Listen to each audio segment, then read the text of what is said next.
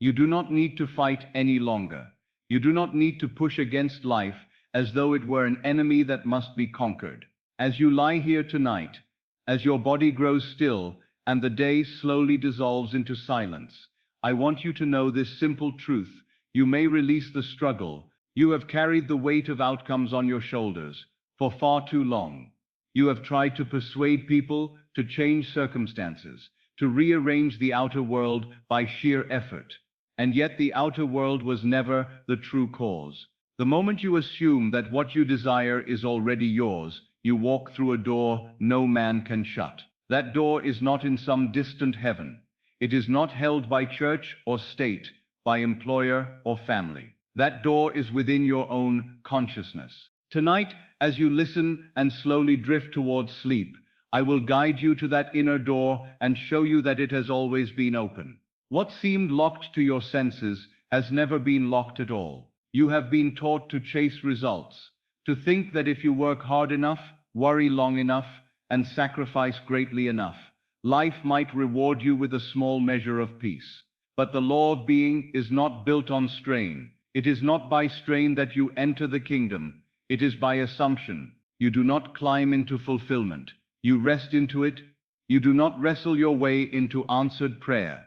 You relax into the awareness that it is already done. As you listen to my voice, I ask nothing of you but this. Allow yourself to loosen your grip on the day. Whatever happened today is already a shadow.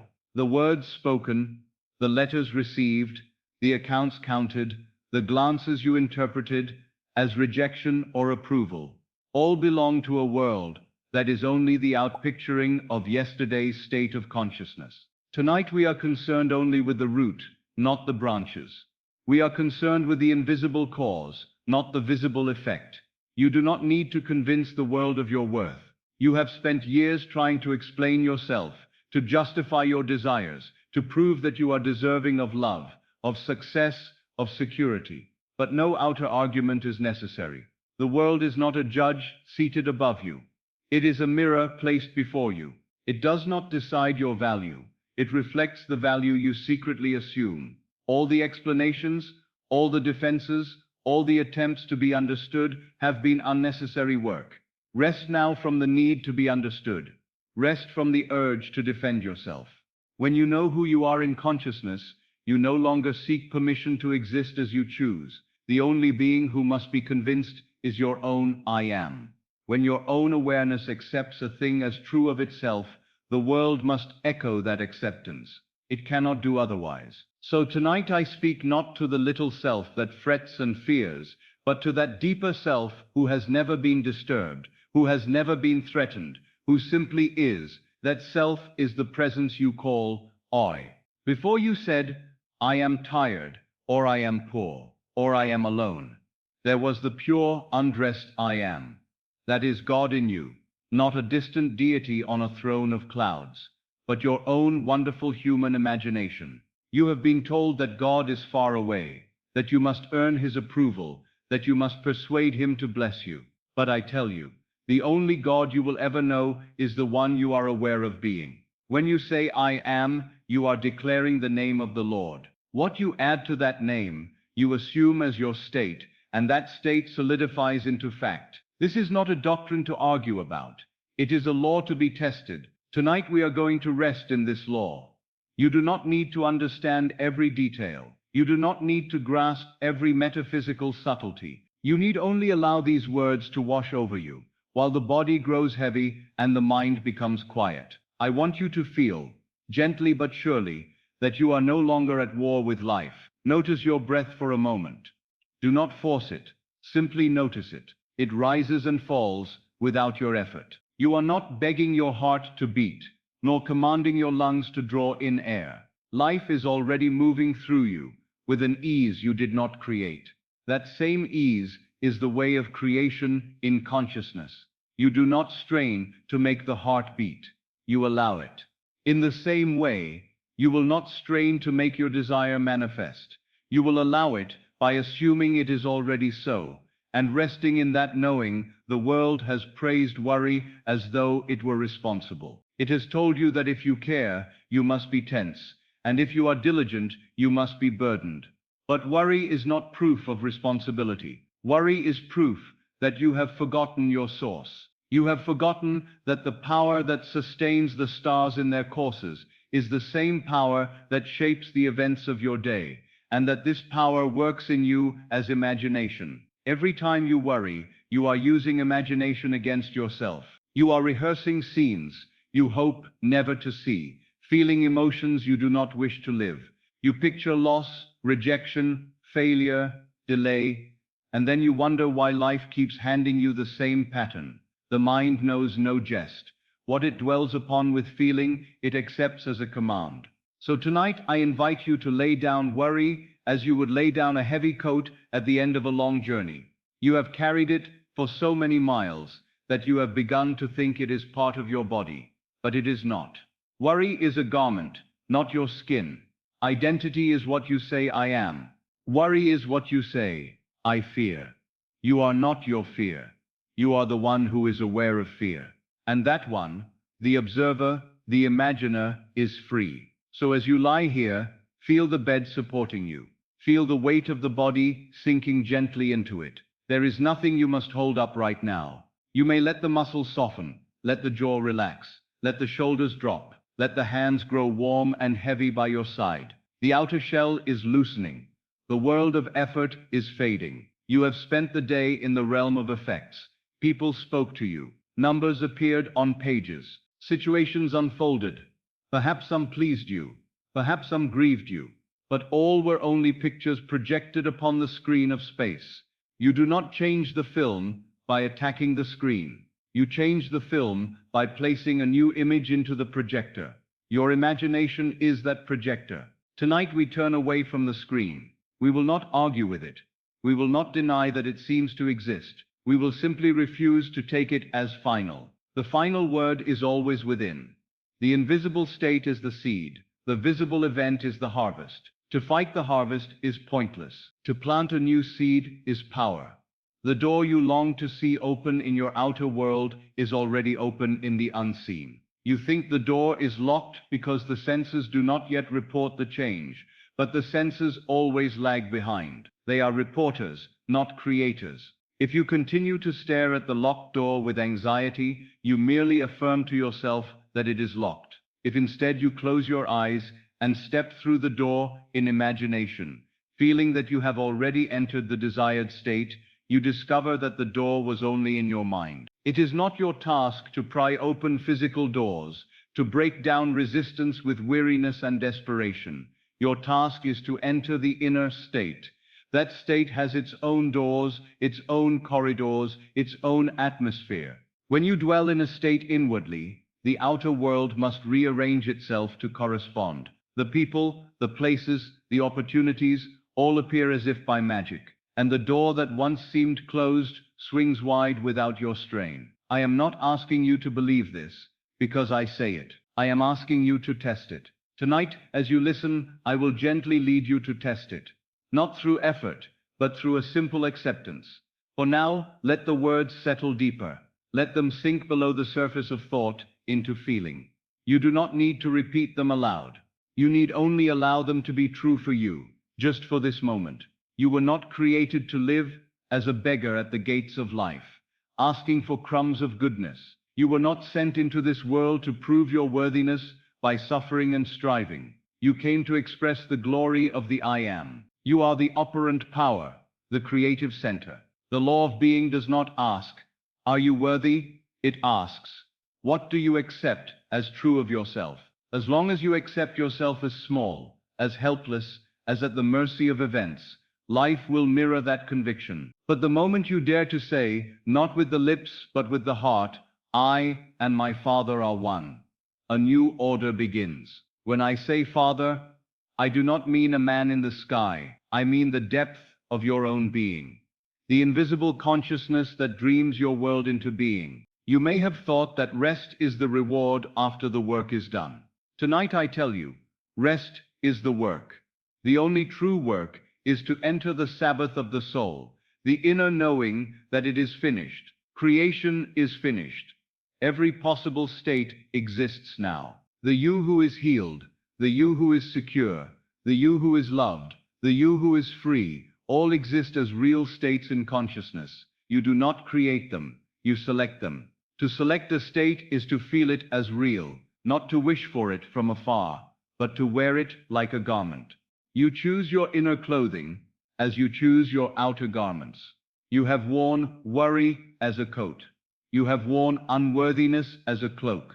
You have wrapped yourself in memories of failure and called it truth. Tonight before you sleep, I invite you to lay aside those garments and clothe yourself in the feeling of your heart's desire already fulfilled.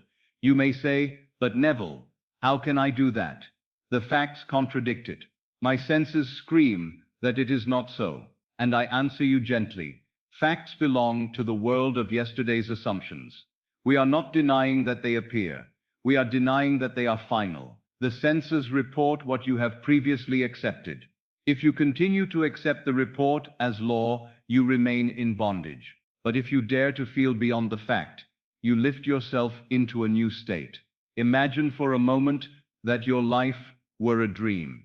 In the midst of a night dream, you may find yourself in poverty or sickness or conflict. Yet, if, within the dream, you suddenly remember that you are the dreamer, you are no longer frightened by the scene. You may not change it at once, but your relationship to it is transformed. So it is here. The outer world is a shadow of the inner dream. Once you know yourself as the dreamer, you cease to be terrified of the images. This is why you can rest. You rest not because all appearances have changed, but because you know that appearances are not the master. You rest because you have found the place of power within yourself. That place is simple awareness. Before you call yourself by any name, before you attach any label, there is awareness. That awareness is God. It is not anxious. It does not pace the floor. It does not cry, "What shall I do?" It simply is. As you relax the body, allow your attention to sink into that simple sense of being. Not "I am this" or "I am that," but just "I am." Feel what it is like to be. There may be thoughts passing by. Let them pass. There may be emotions surfacing. Let them rise and fall like waves. Do not cling to them. Return gently to the quiet center. I am. From this center we shall later clothe the I am with new qualities. I am secure. I am loved. I am successful. I am at peace. But for now, we strip it of every burden. You do not need to carry any label into sleep except I am. That is enough to open the door. You have believed that you must fix everything before you can rest. You have waited for circumstances to be perfect before you allow yourself a sense of safety. But that is to reverse the law. Circumstances rearrange themselves after you have entered the state, not before. Rest comes first, then order. Hear me well. You are not asked to move the world. You are asked to move only your inner acceptance. The slightest shift in that inner acceptance begins a chain of events in the unseen that no one can stop. You may not see the movement immediately, but it has begun. The world is more responsive to your inner state than you have ever dared to believe. So tonight, I want you to do something very simple. As you breathe in, feel that you are inhaling peace. As you breathe out, feel that you are exhaling struggle. Do not force the breath. Simply let this be your attitude. Peace in, struggle out. Ease in, tension out. Confidence in, doubt out. Let the rhythm of the breath be like the tide, drawing in the sense of relief and washing away the effort. You do not have to solve tomorrow tonight. You do not have to make plans in this moment. You do not have to rehearse conversations or calculate outcomes. All of that belongs to the waking day. This hour is sacred. This is the hour of planting, not the hour of harvesting. God works while man sleeps. The great creative act in you takes place between waking and sleeping, when the outer senses grow dim and the inner world stands open. Your imagination is the workshop of God. It is there that you fashion the shapes of things to come. If you enter that workshop exhausted and anxious, repeating the failures of the day, you will send those images into the depths and they will rise tomorrow as facts. But if you enter quietly, gently assuming that all is well, all is ordered, all is provided, then those images will rise as scenes of fulfillment. So I say to you, with all the love of which I am capable, you do not need to strive. You do not need to beg heaven to hear you. Heaven is within you. It hears every word you speak in the silence of feeling. When you say inwardly, I am safe, heaven answers, Amen. When you say inwardly, it is finished, heaven responds by forming events to prove that it is so. Let tonight be different from other nights. Let this be the night you cease to argue with reality and begin to assume your rightful place as creator. Not by might, not by violence, not by frantic effort, but by quiet knowing. You may have thought that spiritual power must feel dramatic, loud, overwhelming. Yet, the true power is often gentle. It is the still small voice, not the thunder. It is the soft, steady conviction that needs no proof. As your body becomes heavy and your eyes grow softer, allow that quiet conviction to arise in you. Everything is working together for my good. I do not need to see how. I will not demand signs. I simply know. Let that knowing be like a warm cloak around your shoulders. Feel yourself wrapped in it. Feel the nervous system begin to unclench. If any thought of tomorrow's tasks tries to intrude, smile inwardly and say, that will be handled from my new state. My only task now is to rest in it. There is nothing heroic about tormenting yourself with anxiety. True courage is to rest when the world says you should worry. True strength is to choose inner ease when the senses shout. Panic. You are not abandoning responsibility. You are accepting the highest responsibility to guard the state from which your life flows. In a little while, we will move more deliberately into the assumption of your desire fulfilled. But for now, feel the foundation being laid. The ground of your being is peace. The atmosphere of your true home is rest. You came out of rest, and you return to rest. Within that rest, all things are prepared. So let the day go. Let every face and every scene that belonged to the daylight dissolve like fog in the warmth of the rising sun. Only you remain, the eternal I am. Quietly aware, gently breathing. You are not late, you are not behind. You are exactly where you must be to hear these words. And as you hear them, something within you already responds. It remembers. It remembers a time before worry, before striving, before titles and numbers and judgments. It remembers simply being. That remembrance is the beginning of your liberation. Rest now in that remembrance. You do not have to fight. You do not have to prove. You simply have to be, and to allow your being to clothe itself in the loveliest feeling you can accept. As you do, the door in the unseen swings open, and what seemed impossible to the old, struggling self becomes natural to the self that rests in God.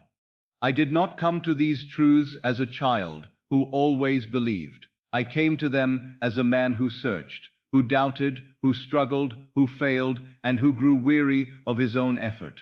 For many years, I sought God as something outside myself. I looked for him in distant places, in teachers, in rituals, in long hours of discipline and denial. I believed, as so many do, that God was far away, and that I must somehow climb toward him through struggle and worthiness. And yet, no matter how hard I tried, peace always seemed to lie just beyond my reach. I remember the exhaustion of those years, the endless trying, the feeling that if I just understood a little more, prayed a little harder, purified myself a little further, then perhaps I would be worthy to receive what I longed for. I watched good people suffer. I watched devoted people wait and grow bitter. And in my own heart, I felt the quiet sorrow of one who tries with all sincerity and yet finds no rest. There came a time when effort itself became my disillusionment. I had worked and worked and worked upon myself. I had corrected behavior, restrained habits, disciplined the mind, and all the while a quiet question haunted me. If God is truly infinite, why does my life feel so small? If truth is truly liberating, why do I feel bound by circumstances I cannot change? In that season of honest exhaustion, something within me began to loosen. I stopped pretending that effort was working simply because I was afraid to admit that it was not. I had to face the simple and humbling fact that all my striving had not brought me to the freedom I longed for. And it was in that very humility that the door began to open. The great turning point in my life came not through strain, but through revelation. I did not wrestle a truth from heaven. It descended quietly into my awareness when I was no longer trying to earn it. I saw, as if with new eyes, that the God I had been seeking in the distance had always been the awareness within me. I saw that when I said, I am, I was already touching the name of God, not as an idea, not as a belief, but as living presence. This discovery did not come as thunder, it came as stillness. I realized that consciousness itself is the only reality, that what I had been calling God was not separate from the awareness through which I looked at the world, felt desire, and imagined states of being. The seeker and the sought were one. The worshipper and the source were not two. When this truth first dawned in me, it was both terrifying and liberating. Terrifying, because it meant that I could no longer place the responsibility for my life upon fate, upon others, or upon an external deity. Liberating, because it meant that all power was already where I am, not above me, not away from me, but as me. Still, understanding came before mastery. Even after I glimpsed the law, I did not obey it consistently. Old habits of fear and effort clung to me. I would imagine boldly for a day and doubt the next. I would assume victory in one moment and collapse into uncertainty in the next. And so I learned something crucial through my own failures. Knowledge of the law does not free you. Only the application of it does. There were times when I attempted to use imagination as a tool, while my heart remained rooted in fear. I would picture success, but secretly feel unworthy. I would imagine health, but still listen for symptoms. I would declare abundance, yet continue to feel like one who must protect himself from loss. And the law, faithful as it always is, would reflect not my words, but my state. Those were bitter lessons, but they were honest ones. They taught me that the life I lived was not shaped by what I wanted, nor even by what I believed in theory, but by what I accepted as true in the depths of my being. I learned that the world is not ruled by prayers whispered in desperation, but by assumptions quietly felt and consistently lived. It was only when disappointment had carved humility into my heart that I truly understood this simple statement: it is not the world that creates the man, it is the man who creates the world from within. Until you see this, you live as a victim of circumstance.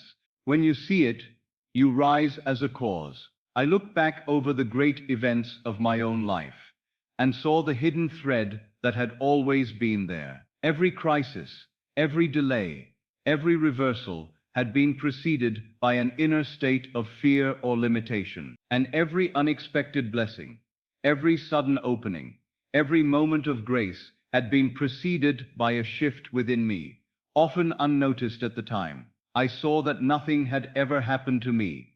Everything had happened through me, and not through my actions alone, but through my consciousness, through what I felt to be true of myself, through what I allowed myself to accept as possible. This understanding did not make me feel grand.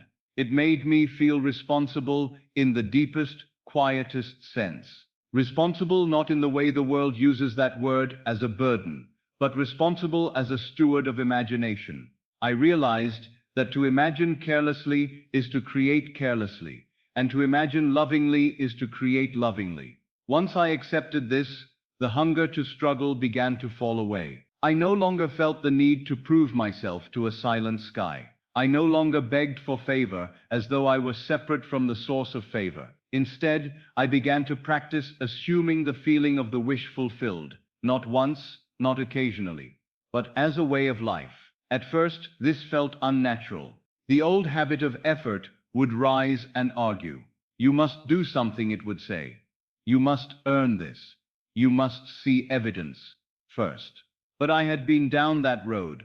I knew where it led. And so I learned, slowly and sometimes trembling, to stand where I could not yet see, and feel what I could not yet touch, and something remarkable began to happen. Not as drama, not as spectacle, but as quiet reordering. People would change toward me without explanation. Circumstances would shift without warning. Solutions would appear where I had long seen none. And always the change came after I had already accepted the new state inwardly. Never before. This is how I learned to trust the law, not because I was told it was true, but because I watched it prove itself through my own obedience and my own disobedience. I tested it in fear and received fear. I tested it in confidence and received confidence. I tested it in faith and received wonders that no effort could have produced. And so, when I speak to you now, I do not speak as one who has merely read a doctrine. I speak as one who has lived on both sides of the law. I have known the bitterness of striving and the sweetness of assumption. I have known the weariness of trying to change the world and the ease of allowing the world to change by changing myself.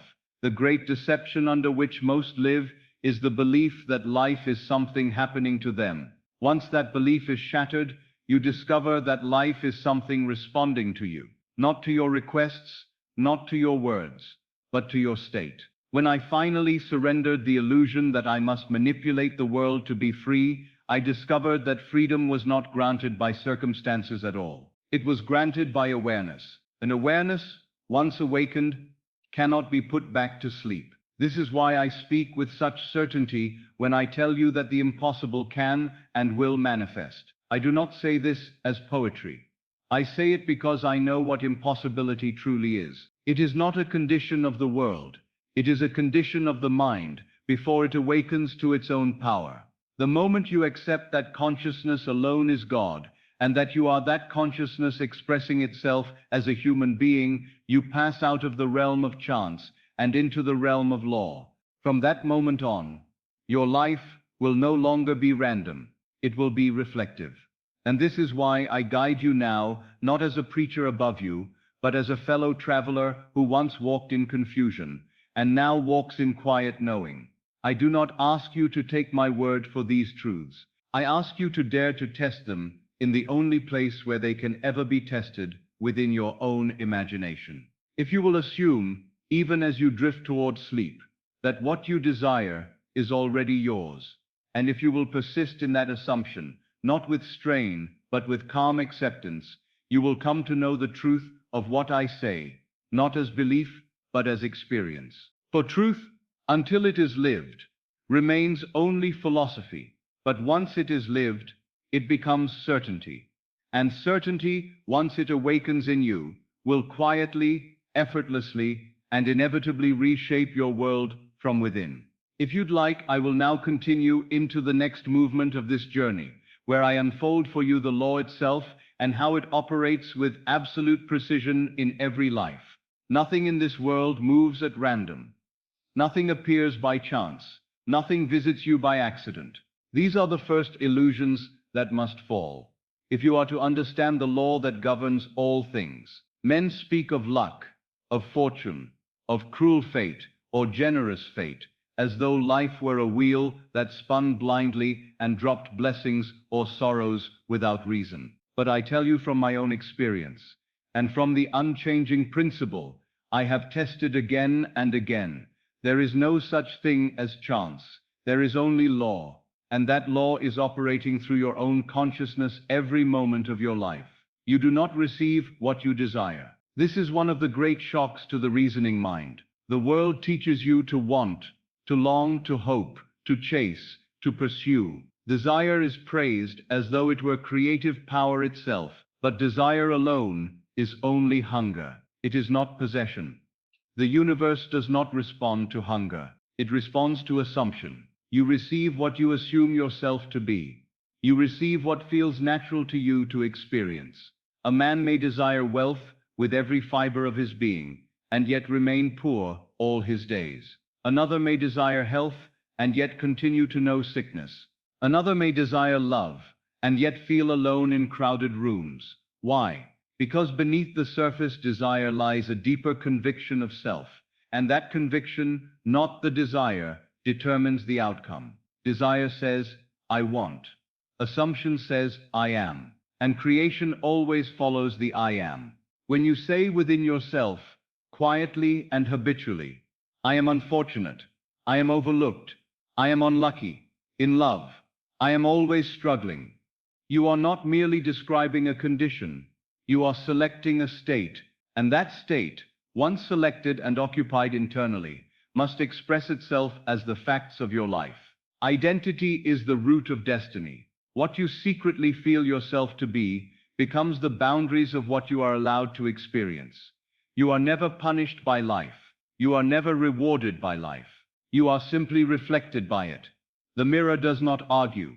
The mirror does not judge. The mirror only shows you what you place before it. And the world is that mirror. I have watched men curse their circumstances, blame their neighbors, their upbringing, their governments, the weather, and every other imaginable thing. And all the while, the cause remained hidden in plain sight, the state they were living in. For the state is the cause. The state is the father of every event. Consciousness is the only reality. This is not a phrase to decorate a book. It is a fact to be lived. There is no cause outside of consciousness. There is no power moving events, except the power moving in you as awareness. Every situation you encounter is the embodiment of a past assumption. It is the harvest of a seed planted silently in feeling long before you ever saw it on the screen of space. This is why no man can change your life for you. 1,000 may try to save you, to uplift you, to advise you, to force you in a new direction, and yet nothing truly changes until you change what you feel yourself to be. They may remove a condition, they cannot touch the state, and the state, left unchanged, will reproduce the condition in a new form. Many have tried to use words as though words were power. They repeat affirmations with strained voices and tight bodies, hoping that force of repetition will bend reality. But words without feeling are empty shells. The law does not respond to sound. It responds to sensation. It does not respond to what you say you want. It responds to what you quietly accept as true of yourself. A man may stand before a mirror and shout, I am confident, but if in his chest he feels shame, the mirror of life will continue to show him situations that awaken shame. Another may whisper, almost playfully, I am secure. And if that whisper feels real to him, the world will conspire to wrap him in experiences that confirm that security. Feeling is the substance of assumption. It is the signature of truth within you. When a thing feels natural, it is already accepted, and what is accepted must become expressed. This is why the law seems merciless to some and generous to others. It does not weigh moral worth. It weighs psychic fact. It simply asks, what is being felt as true? And then it answers with corresponding events. The world you see is a delayed mirror. It is always late. It reflects not what you are selecting now, but what you selected yesterday, last week, perhaps years ago. This delay is one of the great mercies of the law, for it allows you a period of change before yesterday's seeds fully mature.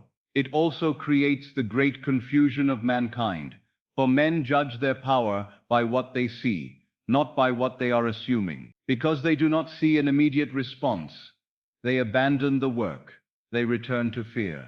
They return to anger. They return to doubt. And then, when the harvest of those returned states appears, they say, you see, it does not work. They are like the farmer who planted wheat in the morning, dug it up at night for fear it would not grow, and then declared agriculture an illusion. When I speak of assumption, I am not speaking of idle fancy. I am speaking of a state of consciousness entered and lived. To assume a state is not merely to think about it occasionally. It is to occupy it. It is to let it become the place from which you think, from which you feel, from which you move. It becomes your dwelling. Every man dwells somewhere in consciousness. Some live in the house of fear, some in the house of lack, some in the house of resentment, some in the house of expectation, some in the house of quiet confidence. The house you live in determines the view from your windows. You may rearrange the furniture of your outer life endlessly, but if you remain in the same house inwardly, the same landscape will meet your eyes. The law of assumption states simply this: what you assume to be true of yourself, though at the moment it may be false to the senses, will harden into fact if you persist in that assumption. It does not ask whether the assumption is reasonable. It does not ask whether your past supports it. It does not ask whether others agree. It only asks whether you are faithful to it inwardly.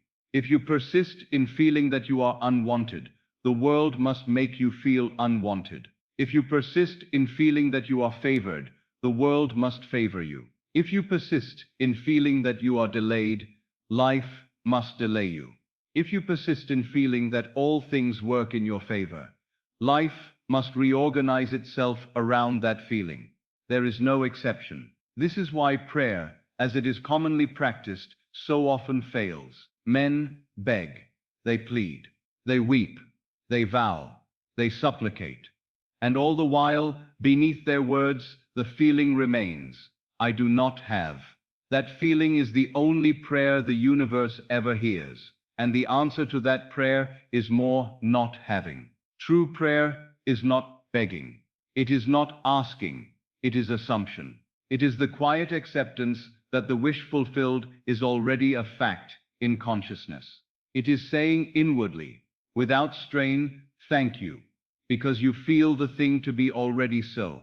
That feeling of possession is the seed, and every seed, once planted in fertile soil, grows. Consciousness is always fertile. You may say, but my circumstances are real. My bank balance is real. My illness is real. My loneliness is real. And I do not deny that they appear. I deny only that they are the cause. You are seeing the fruit. You are not seeing the root. And as long as you tend the fruit and ignore the root, nothing truly changes. When you begin to change the fruit must change. It may not change in the same hour. It may not change in the same way you expect, but it must change. The tree cannot defy the seed. Do not ask then what you should do to change the world. Ask instead, what am I assuming to be true of myself? That question alone, honestly asked, will open a door you never knew existed. For most men have never examined their assumptions. They have inherited them. They absorb them from parents, from teachers, from early failures, from repeated disappointments, and then, having absorbed them, they live from them as though they were destiny. A child called slow soon feels himself to be slow. A girl told she is unwanted soon accepts that state. A man praised for struggle comes to believe that life must always be a battle. None of these are fate. All of them are assumptions adopted unconsciously, and what is adopted unconsciously operates with even greater power than what is chosen deliberately, for it is never questioned. When you awaken to this truth, you begin to see your past in a different light. You no longer see a chain of cruel accidents. You see a story of states. You see how your moods, your secret self-concepts, your inner conversations shaped the path you walked. This may at first awaken regret. You may say, if only I had known this earlier. But regret is only another state, and states too can be changed. You are not here to punish yourself with knowledge. You are here to use it. The past does not bind you. The present assumption wipes it clean. The law never consults your history before it responds. It responds only to your state now. If you were once poor and now you assume wealth as natural, the law does not say, no, you have a long record of poverty. It says, so be it, and rearranges the stage accordingly. If you were once ill, and now you assume health as your quiet norm, the law does not argue with your medical chart. It responds to your feeling. It always has. It always will. You do not attract what you want. That is a half-truth that misleads. You attract what you are conscious of being. The magnet is identity. A magnet does not strain to attract metal. It attracts because it is a magnet. In the same way, the man who feels himself to be loved draws love without effort. The woman who feels herself to be secure draws security without struggle. The one who feels himself to be chosen finds himself chosen. The reason so many tire themselves with techniques is that they are trying to compensate for identity through action. They hope that by performing enough rituals, repeating enough phrases, studying enough teachings, they may override what they secretly feel. But the secret feeling always wins. It is the throne from which the law operates. I have known students who could recite every principle and yet lived in quiet despair. Not because the law failed them, but because they lived in two worlds. One in theory, one in feeling. And the world of feeling always prevailed. When you feel yourself to be something, you do not need to convince yourself of it. You simply live from it. And the world mirrors what you live from. This is why I tell you that your life is not a matter of chance, but a matter of states. You pass through states as you pass through rooms. The tragedy of most lives is not that men suffer, but that they mistake a state for a self. They say, I am this. When they are merely in this, you are not your depression, you are not your fear, you are not your lack, you are awareness moving through a temporary condition. The moment you feel the truth of that, the condition loosens its grip. The law of assumption is impersonal. It does not favor saints over sinners. It does not reward virtue as defined by men. It rewards consistency of state. The one who consistently assumes abundance will experience abundance, even if the world judges his character harshly. The one who consistently assumes limitation will experience limitation, even if the world praises his morality. This shocks the moral mind, but it is the truth of the law. Creation is not a courtroom. It is a mirror. The mirror does not argue. So when you hear me say that the impossible will manifest, do not imagine that I am offering you a lottery of miracle. I am offering you the key to the creative process. The impossible is simply that which you have long assumed to be impossible. The moment that assumption yields, the impossibility dissolves. The camel passes through the eye of the needle, not by shrinking its body, but by shrinking the assumption that says it cannot pass. If you assume yourself to be bound, you will meet walls at every turn. If you assume yourself to be free, walls will either fall or reveal themselves as illusions. I do not say that you will never encounter delay. I say that delay will no longer have power to define you. You will understand it as movement in the unseen, not denial. And because you understand it rightly, you will not retreat from your new state in moments of shadow. Every moment you remain faithful to the assumed state is a moment of creative power. Every moment you abandon it. For fear is a moment of returning to the old world. That is why persistence is required. Not persistence in action, but persistence in feeling. You must be more loyal to your assumption than to your senses. The senses are late. Your state is now. If you will grasp this, not with strain, but with quiet recognition, you will never again be the same. You will walk the earth as one who knows that events are not visiting you at random, but answering you with perfect fidelity. And when you see this, truly see it, you will no longer ask, why does this keep happening to me? You will ask instead, what state am I entertaining that produces this? And that question will become the most powerful tool you have ever possessed. For the moment you change your state, the world must change its answer. This is the law. It neither threatens nor promises. It simply operates. And once you see it operating in your life, you will know that you are no longer at the mercy of chance, but at the threshold of deliberate creation. If you are ready, we will soon move from understanding the law to learning how to enter and sustain the state that makes even the impossible natural. When the day begins to loosen its grip upon you and the outer world fades into shadow, something sacred approaches. There is a threshold you cross each night, without ceremony, without crowd, without witness. And yet, it is the most powerful doorway you will ever pass through. I speak of that quiet interval when the body relaxes and the senses withdraw, but the mind has not yet surrendered completely to sleep. In that stillness, creation becomes effortless. In that softness, the seed falls without resistance. You have been taught to strive by day and to rest by night, as though rest were merely the absence of labor. But I tell you that sleep is not merely rest. It is an act of faith. It is the moment you release control of the visible world and surrender yourself to the invisible one. And in that surrender, the law finds its easiest entrance.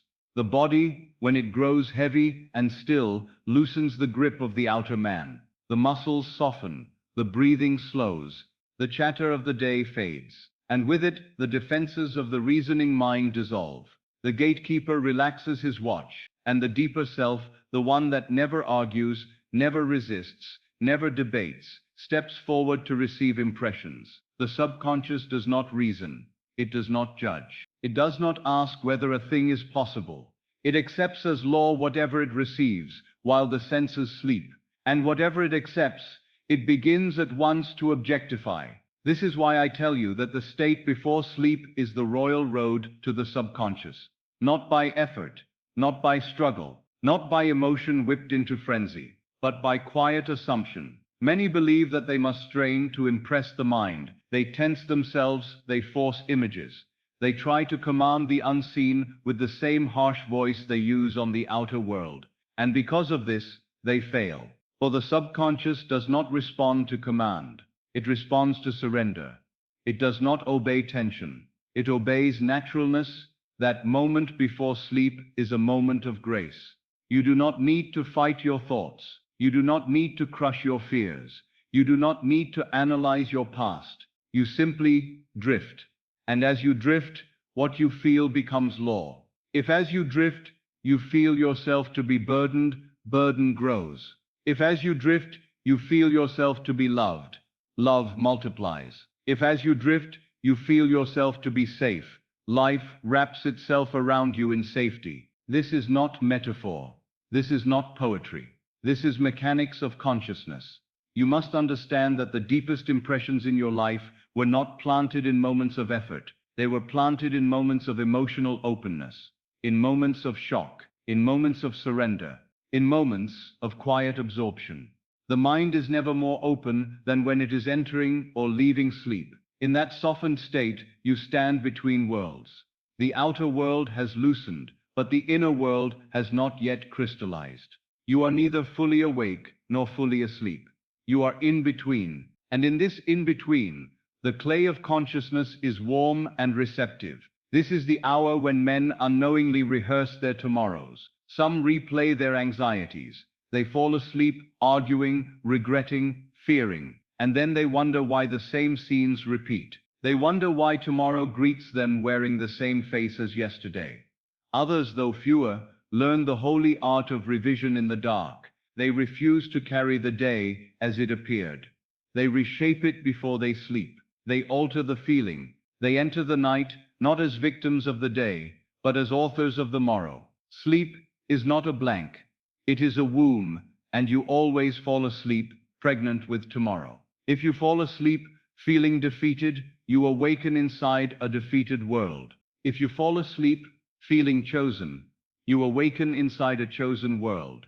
If you fall asleep feeling guided, you awaken inside a guided world. The body may be motionless, but consciousness never sleeps. It only changes levels. And what you give it at that crossing of levels determines what it builds while you are absent from the senses. You do not need to visualize with strain. I caution you against effort. Effort belongs to the waking will. Sleep belongs to the receptive soul. Your task is not to force images, but to enter feeling. Feeling is not emotion. Feeling is acceptance. When something feels true, no argument remains. When something feels natural, it no longer excites you. It simply is. And what is within you must become what is around you. The state before sleep is sacred because the will grows quiet there, and the will is always the enemy of faith. The will says, I must make this happen. Faith says, it is already happening. In the drowsy interval, the will loosens its grip, and faith finds room to breathe. I tell you openly, you do not impress the subconscious by commanding it.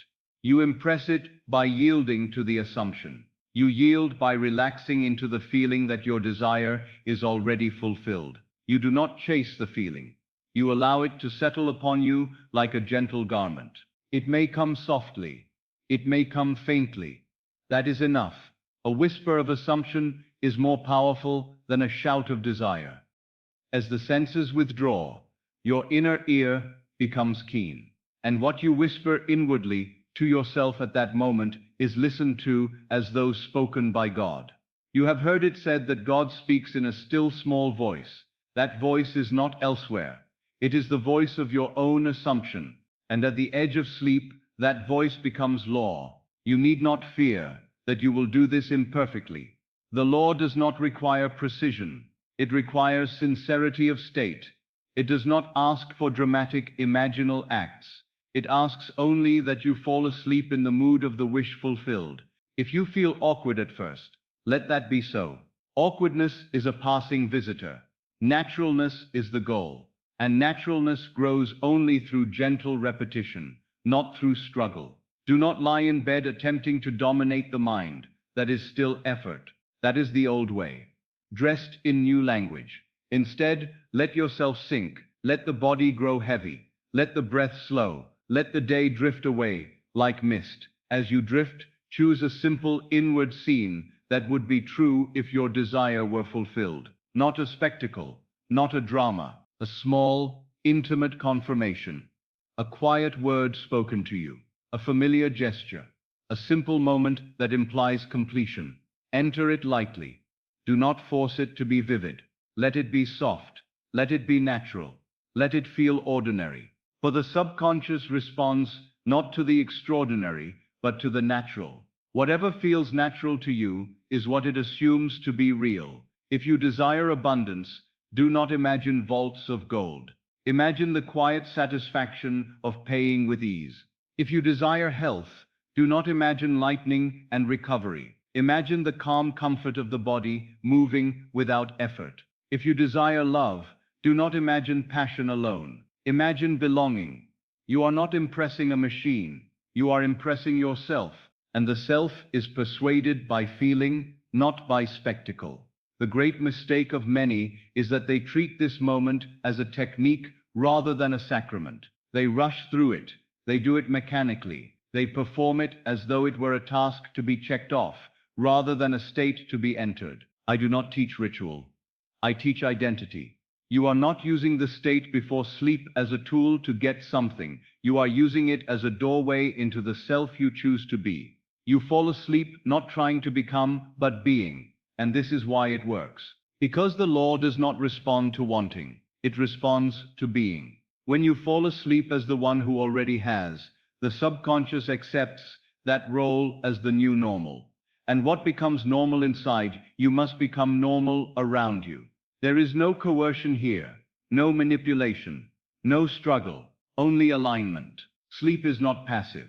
It is the hour when the most active creation occurs. While the body lies still, the deeper mind arranges sequences, selects encounters, moves influences, and prepares bridges of incident that the waking mind will later walk across and call chance. You will marvel one day at how natural it seemed when the thing you had assumed came to pass. You will say, it happened so simply, and you will not see the countless silent adjustments made while you slept. This is why the man who knows the law no longer fears night. He welcomes it. He approaches it not as an escape, but as an appointment with the unseen. Each night he returns to the workshop of creation. Each night he shapes his world anew. He falls asleep not exhausted by the day, but consecrated by the assumption. If you find that fear rises as you prepare for sleep, do not fight it. Fighting is another form of belief. Simply let it pass without investment. Then return gently to the feeling of safety, of fulfillment, of quiet certainty. The subconscious does not argue with what you choose. It accepts what you dwell in. If your attention wanders, return without scolding. Return as you would return a child to bed. Gently, patiently, without irritation. There is no sin in wandering. The only delay is in identification. When you remain identified with the end, even faintly, the unseen moves. And the most beautiful truth of all is this: you do not need to be aware of the movement for it to be effective. The seed does not hear the roots growing. The child does not feel the bones lengthen as it sleeps. Yet the work proceeds. So it is with the imaginal act before sleep. You will not feel wheels turning in the universe.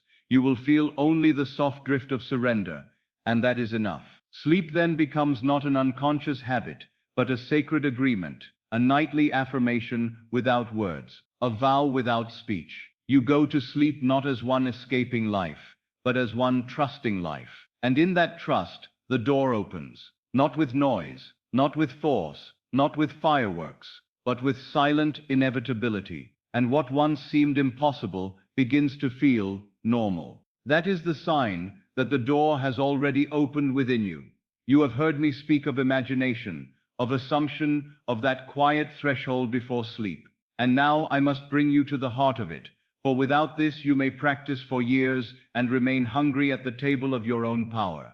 I have said it many times, and I will say it again until it becomes living truth within you. Feeling is the secret, not feeling as the world uses the word, not a fleeting emotion that rises and falls with circumstance, but feeling as inward knowing, feeling as the acceptance of a state, feeling as the quiet signature that says, "This is mine, this is who I am, this is already so." Many imagine and do not manifest because they treat imagination as a picture show. They sit and make images as though they are watching a play. They see wealth, they see health, they see love, and yet they remain unchanged. Why? Because they have not entered the feeling of reality. They have remained spectators in their own creative act. The imaginal act is not meant to be observed. It is meant to be lived. If you imagine yourself wealthy, but you feel yourself to be poor, the subconscious accepts the feeling, not the picture. The picture is only the language. The feeling is the meaning. The image without feeling is like a letter without a signature. It carries no authority. You may repeat words until your mouth grows tired. You may paint scenes in the mind until you can describe every detail. Yet if you have not shifted your inner sense of self, you are building castles upon sand. The world is not moved by your effort. It is moved by your state. And a state is nothing other than a feeling of being. This is why I do not teach you to chase techniques. I teach you to enter identities. The mechanical mind asks for a method. It wants steps like a recipe. It wants to feel safe in a formula. But I tell you, the formula is always the same. Whether your desire is small or great, you must feel yourself to be the one who already is what you desire to be. You must feel yourself to be the one who already has what you desire to have. The moment you do, effort begins to die. Not because you become careless, but because you have entered certainty. Effort is the child of doubt. Effort is what you do when you do not believe you already possess. When you truly feel the wish fulfilled, you no longer strain to make it so. You no longer beg life to confirm you. You no longer scan the horizon with anxious eyes. You become calm. You become quiet. And that quietness is not the absence of power. It is power at rest. It is the deep stillness of one who knows. You see, the outer world is always a delayed echo. It will show you yesterday's feeling while you are living today's assumption. If you do not understand this, you will be tempted to abandon your new state the moment you see old evidence. But if you understand that feeling is the cause and the world is the effect, then you will not be alarmed by temporary contradiction. You will say, "This is only the shadow of former states. It has no creative authority now," and you will return to the feeling of the end. This return is everything. Do not punish yourself for wandering. Do not condemn yourself because old feelings rise. They rise because they were once entertained. They rise because states once occupied. Do not vanish instantly at your first decision. But you are not bound to what rises. You are bound only to what you accept. So when the old sense of limitation appears, do not wrestle with it. Do not dramatize it. Do not give it the dignity of a war. Simply return. Return to the feeling of already being. The world has taught you to labor for what you want. It has taught you that struggle is the proof of sincerity. It has taught you that worry is the sign that you care. But all of these are misunderstandings of the law. I have watched men exhaust themselves in spiritual effort. They would imagine for hours with tight, jaws, and furrowed brows, as though the act were a contest of will. They did not know that the subconscious cannot be coerced into yielding. It yields to persuasion. It yields to feeling. It yields to naturalness. And the most persuasive thing you can give it is the quiet sense of identity. When you assume an identity inwardly, everything outside you begins to line up to confirm the assumption. Not because the world is kind, not because fate is favorable, but because consciousness is the only reality. If the feeling of being creates the facts of life, then the only thing you must master is your inner sense of self. This is why an imaginal act is not truly complete when you can see it. It is complete when you can rest in it. The sign of success is not intensity, it is ease. When you begin to feel peace where you once felt anxiety, you are changing states. When you begin to feel certainty where you once felt waiting, you are changing states. When you begin to feel worthy where you once felt overlooked, you are changing states. And these are not trivial shifts. These are the very engines of manifestation. The mechanical mind says, I will imagine until I see results. The awakened mind says, I will imagine until I feel results. For feeling is the result within. And the result within must become the result without.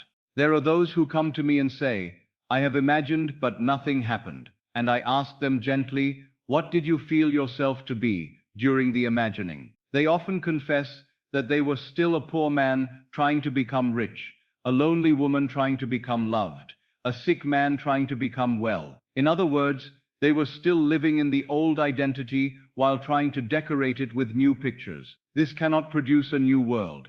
You do not transform life by imagining a different outcome while remaining the same self within. You transform life by becoming a different self in feeling. Freedom begins the moment you realize that you do not have to wait to feel what you want to feel. You do not need the outer event before you are allowed inner relief. You do not need the visible proof before you are permitted inner joy. You do not need permission from circumstance to change your state. If you believe that joy must come after the event, you have reversed the law. The law is that the feeling comes first. This is the deep meaning behind the great principle of reversibility. If wealth produces a feeling of security in you, then security assumed must produce the appearance of wealth. If love produces a feeling of warmth and belonging in you, then warmth and belonging assumed must produce the experience called love. If health produces a feeling of vitality, then vitality assumed must express itself as health. The outer event and the inner feeling are not separate. They are two ends of one movement. To feel is to cause. When you truly understand this, the whole burden of life lifts. You stop asking, how do I get it? And you begin asking, who am I when I have it? Then you step into that answer. Not tomorrow, not after a sign. Now, do you want to know how feeling replaces effort? It replaces effort by making the end natural. Effort is required only when you are trying to move towards something that feels foreign. But when you shift the feeling of identity, the behaviors, the opportunities, the encounters, the so-called circumstances begin to rise in harmony with you. You are no longer pushing the river, you are floating with it. This does not mean you never act. It means your action changes quality. The man who acts from lack acts with desperation. The man who acts from fulfillment acts with calm authority. Both may perform the same outer deed, but they are not the same creator. One is planting more absence. The other is expressing possession. So I tell you, do not measure your inner work by the activity of your mind. Measure it by the change in your sense of being. When you can say inwardly, this is already my life, and the words feel quiet, simple, almost ordinary, you are close to the door of manifestation. When your desire stops feeling like a distant mountain and starts feeling like a home you already live in, you are living in the end. When you feel gratitude rising, not as a forced practice, but as a natural response to inner possession, you have reached the tone of reality. That tone is your creative signature, and the world cannot ignore it. The reason some imagine and do not manifest is that they never allow themselves to accept the state as true. They treat imagination like a hopeful visit to a future they still doubt. They glance at the scene, then return to worry. They try the new state for an hour, then spend the remaining day confessing the old. They give the subconscious mixed messages, and the subconscious, faithful to its nature, externalizes the dominant feeling. So decide what will be dominant, not what you hope will be dominant, what you choose to occupy. Here is a truth that will save you years. You do not need long imaginal acts.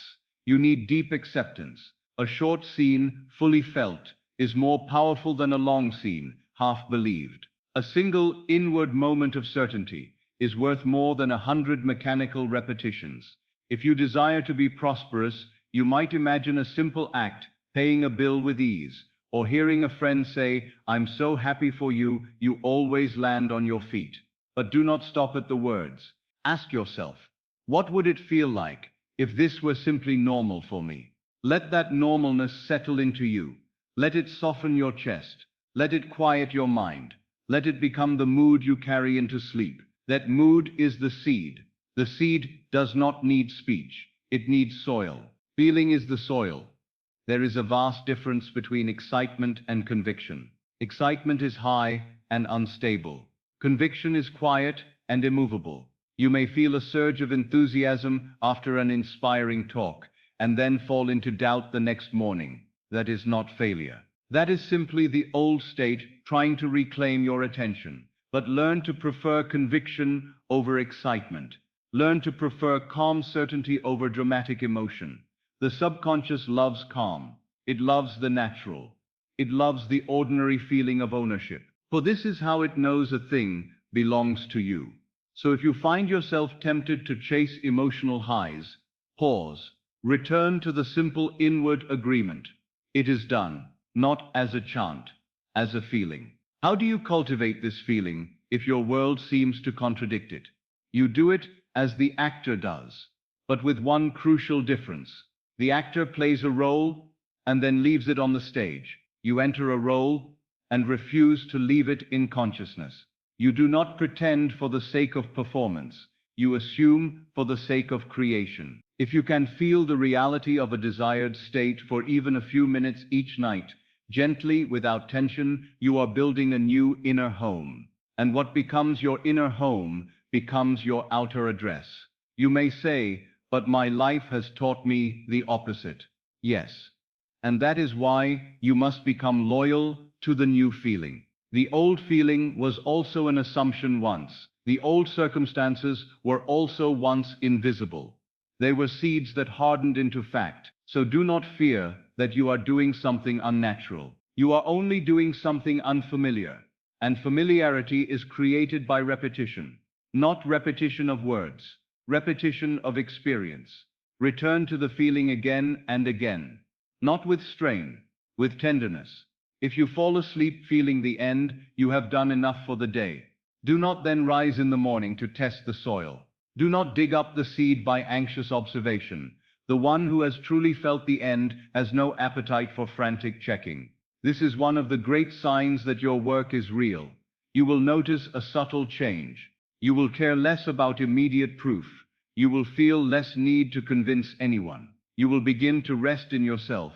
That rest is not resignation. It is power matured. If you want your manifestation to be deep and lasting, do not make it about the thing alone. Make it about the identity that naturally produces the thing. I have seen men win money and lose it. I have seen women gain love and sabotage it. I have seen health appear and then dissolve. Why? Because they manifested a symbol without changing the self that interprets the symbol. So do not only feel the joy of receiving. Feel the naturalness of being the one who receives. Do not only feel the relief of an answered prayer. Feel the identity of one whose prayers are always answered. Do not only feel the comfort of a door opening. Feel the self who is always guided to open doors.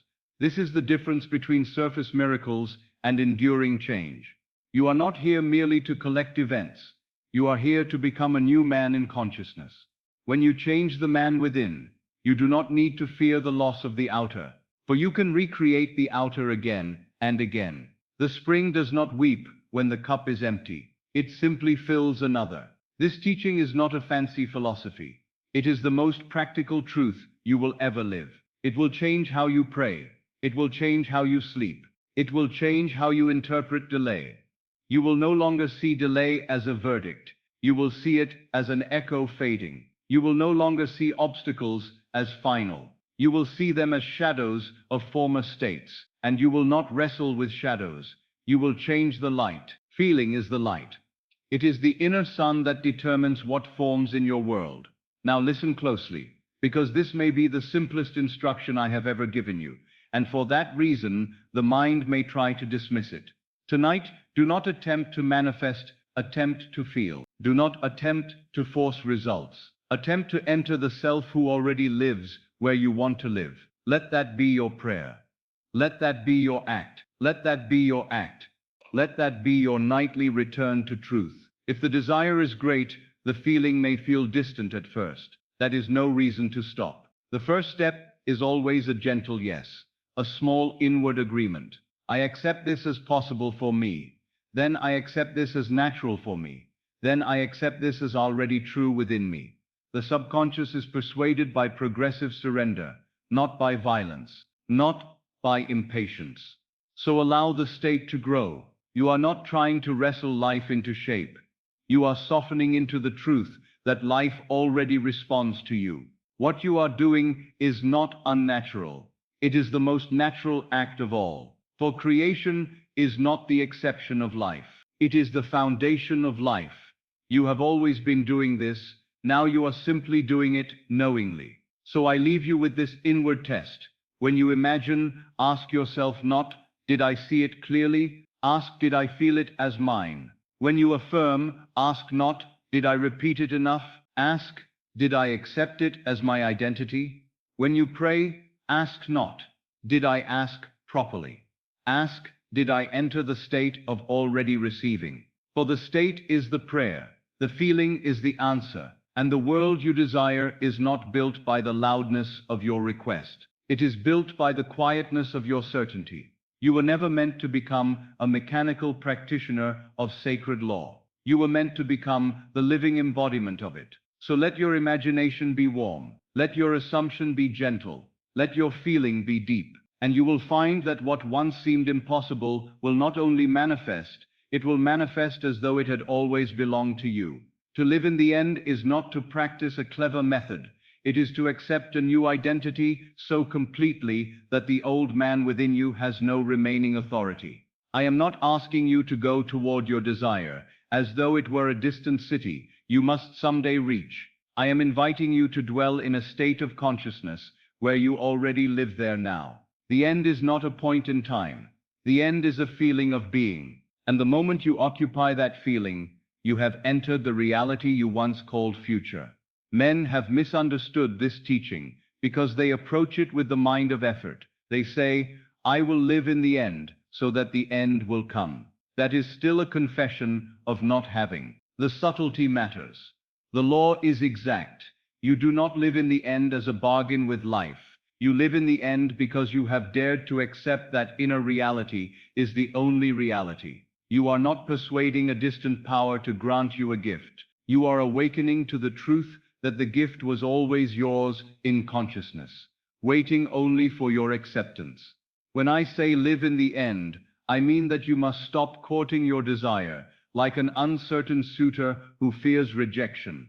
You must stop measuring your progress with the eyes of the senses.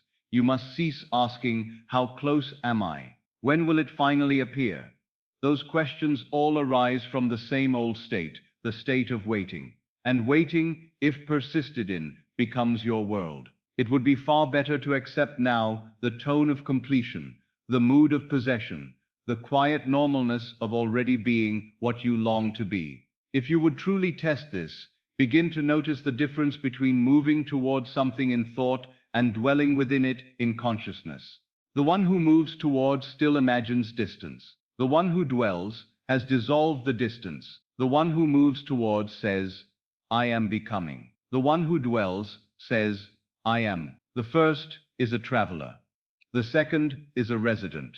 And life responds to residence. You may ask how this residence expresses itself in the ordinary hours of day. It expresses itself not as theatrical performance, but as inner consistency. The man who already has does not speak from hunger. He speaks from sufficiency. The woman who already is loved does not demand proof of affection. She moves with a quiet ease that makes love natural around her. The one who is already free does not argue with shadows. He walks as though the prison has already vanished. This does not mean you shout declarations to the world. The world does not need your noise. The world needs your state.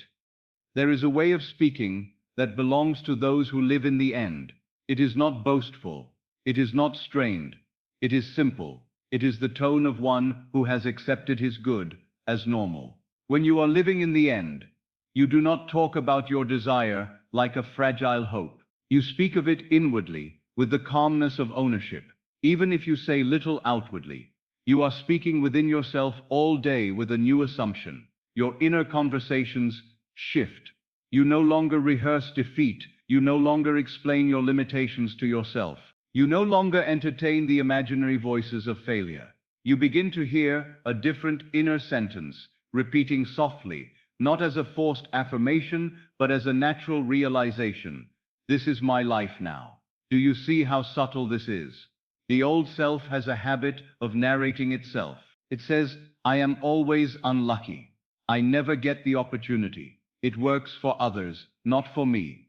It takes too long. These are all forms of living in the end of poverty, delay, and disappointment.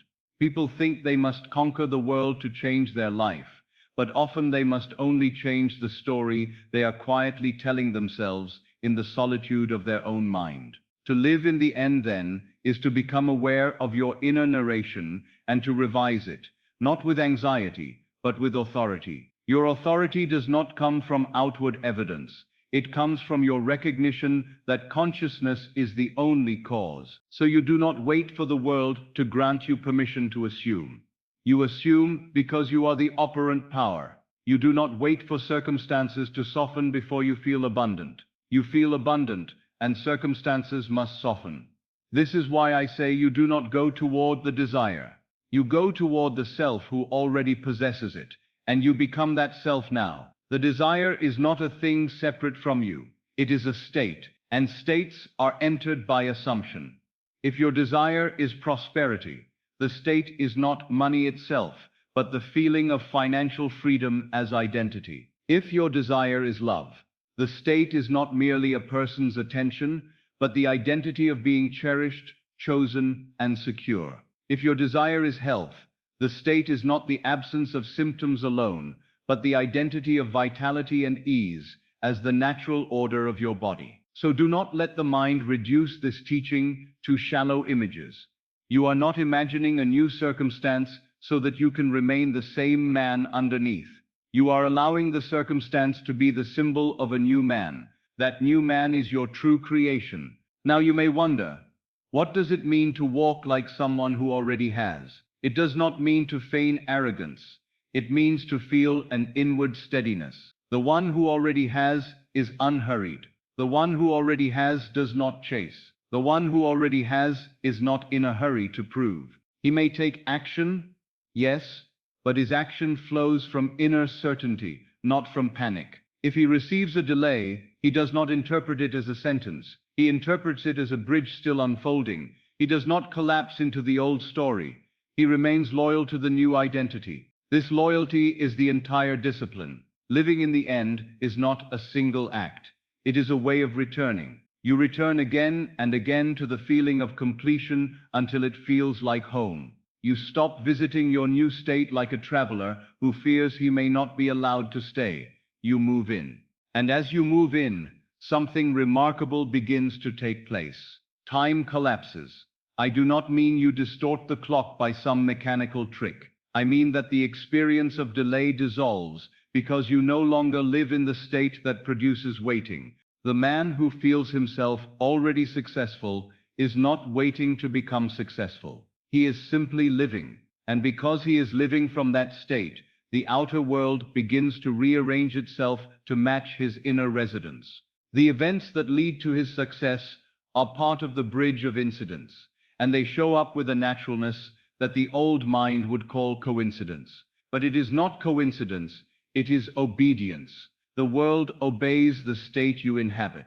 This is why those who live in the end often report that their manifestations arrive with a strange simplicity. They say, "It happened so naturally. I almost forgot I had imagined it.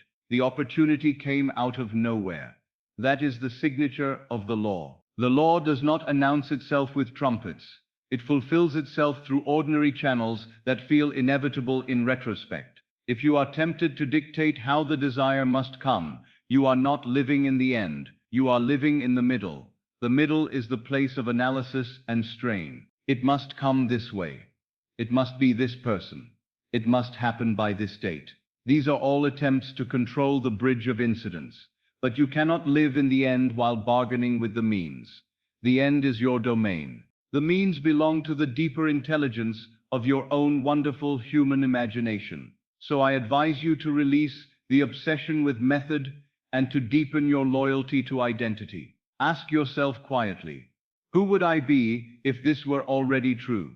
And then answer not with words alone, but with the feeling of being that one. If you can do that, your day will change. Your manner will change. Your inner reactions will change. The outer world will follow. This is why I do not fear the objection. But am I not deceiving myself? Not at all. You are refusing to be deceived by appearances. A fact is not a cause. A fact is the fruit of past assumptions. To accept it as final is to plant it again.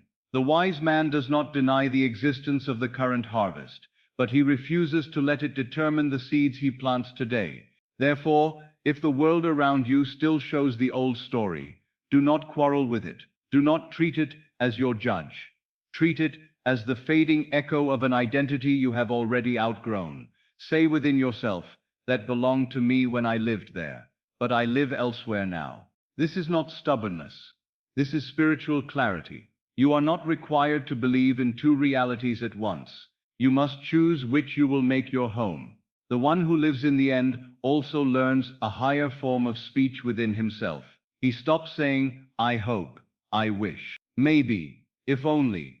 Those words are not harmless. They are state-revealing. They confess uncertainty.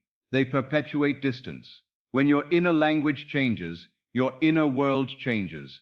And when your inner world changes, the outer world must eventually submit. So speak inwardly as the one who has, not with strain, with the quietness of familiar truth. Let your inner words become short and simple. I am already guided. I am already provided for. I am already chosen. I am already secure. And because I am, I see. Do you notice how the entire world of the fulfilled man is built on being, not becoming? Becoming is the doorway. Being is the house. Now there is a refinement many miss. They attempt to live in the end while still secretly seeking permission from the world. They practice their imaginal acts and then immediately turn to the senses to ask, did it work? That habit is the old self trying to reassert dominance. If you indulge it, you plant doubt in the same soil where you just planted faith. So I tell you something that may feel difficult at first, but will become your freedom. Do not look for signs. Become the sign. The most powerful sign of successful inner work is the change in your mood. If you are calmer, you are shifting states. If you are more secure, you are shifting states. If your desperation lessens, you are shifting states. If you stop feeling as though life is withholding and begin feeling as though life is responding, you are shifting states. Your peace is not a reward at the end of manifestation. Your peace is the proof you have entered the end. And peace is a state the world must confirm. Now I want you to understand something about naturalness, for it is intimately tied to living in the end. The final test of any assumed state is whether it feels natural, not whether it feels exciting, not whether it feels dramatic, but whether it feels like you. When the new state begins to feel like you will stop thinking of it as a desire. It will simply become your self-definition. You will not say, I am trying to be confident. You will say, perhaps without words, confidence is my nature. You will not say, I am trying to be prosperous. You will feel, prosperity is normal for me. You will not say, I am trying to be loved. You will feel, I am always loved. This transformation from trying to being is the secret of aligning with the end. And when this becomes your inner truth, time, as you once knew it, loses its tyranny. The long wait belongs to the man who is still waiting. The swift fulfillment belongs to the man who has already received. So do not ask me how long it will take. I cannot answer that for you, because time is not the same for all states. The measure of time is not found in the calendar. It is found in your persistence and your acceptance. A state half accepted will express slowly. A state fully accepted will express quickly. And sometimes a state accepted with complete naturalness will express with startling immediacy. I have seen this again and again. A man who had struggled for years to change his circumstances discovered the simple art of living in the end. He ceased imagining himself as struggling. He began imagining the relief of already being free. He did not imagine elaborate scenes. He imagined one simple moment of ease. He felt it night after night. And during the day, when fears rose, he returned to that ease. The outer world did not change instantly, but he changed instantly. And because he changed instantly, the world soon followed. An opportunity appeared through a friend who had never before spoken of such matters. The man was invited into a new venture. The change that seemed impossible to the old state emerged as the most natural unfolding to the new one. He did not force the bridge. He lived in the end. The bridge came. This is how life will teach you that imagination is not theory. It is law. Now, if you would use this audio as a nightly companion, let it become for you not a place to try for an outcome, but a sanctuary where you return to identity. Each night you enter sleep with the feeling that you already are the man you desire to be. And each morning you rise, refusing to deny the inner reality you have accepted. You are not asked to perform endless labor. You are asked to remain loyal. Loyalty to the end is living faith. Loyalty to the end is the quiet refusal to move back into the old house of self. When the world presses you with its old evidence, do not panic. Smile inwardly, and remember the order of creation. The inner comes first. The outer follows. You are not measured by what appears today. You are measured by what you will consent to be. So if you desire to master living in the end, practice these small acts. When you speak to yourself, do so as the one who has already crossed the bridge. When you plan your day, do so as the one who is already supported. When you face a challenge, do so as the one who already knows the outcome. Do not pretend, assume. There is a difference. Pretending is hollow. Assuming is creative. Pretending watches the world for approval. Assuming rests in inner authority. You may be surprised how quickly this begins to reshape your life. Your relationships shift because you no longer meet others out of insecurity. Your work shifts because you no longer carry the hidden expectation of failure. Your health shifts because you are no longer living in the identity of fragility. The changes begin subtly because states change subtly. And then, at times, the outer world catches up in great waves, and you will wonder why you ever doubted. All of this begins with one courageous inward decision. I will no longer define myself by what I see. I will define myself by what I accept as true in consciousness. That is living in the end. And it is the end of fear. It is the end of delay. It is the end of the old identity that had you wandering. You were never meant to live as a beggar of circumstances.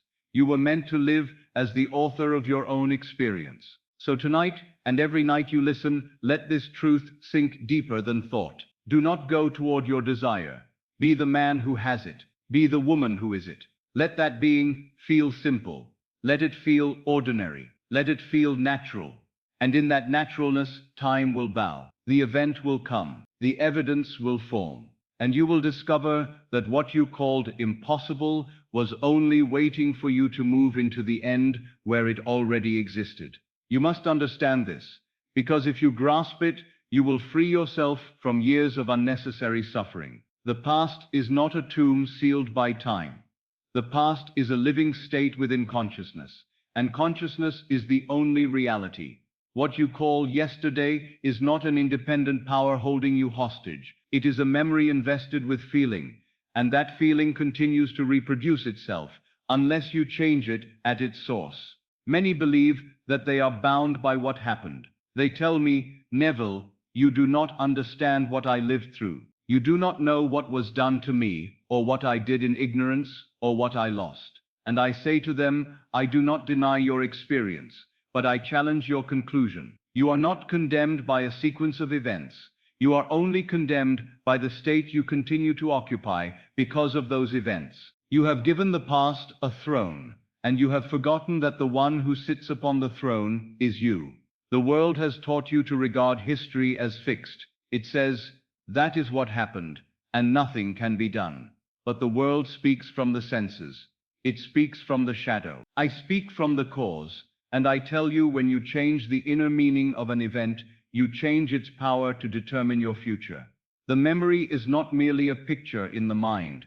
It is a state, and if a state can be entered, a state can be left. If a state can be left, a state can be revised. I discovered this not as theory, but as necessity. When I first began to teach the law of assumption, I saw men and women who sincerely desired a new life, yet they remained bound by an invisible chain. They would imagine a beautiful future, but within them lived an unresolved past. They were like a man who plants roses in a garden, while still watering the weeds. The weeds may not be seen at once, but they are alive in the soil, and soon they rise again. So I learned that, to change tomorrow, we must sometimes change yesterday.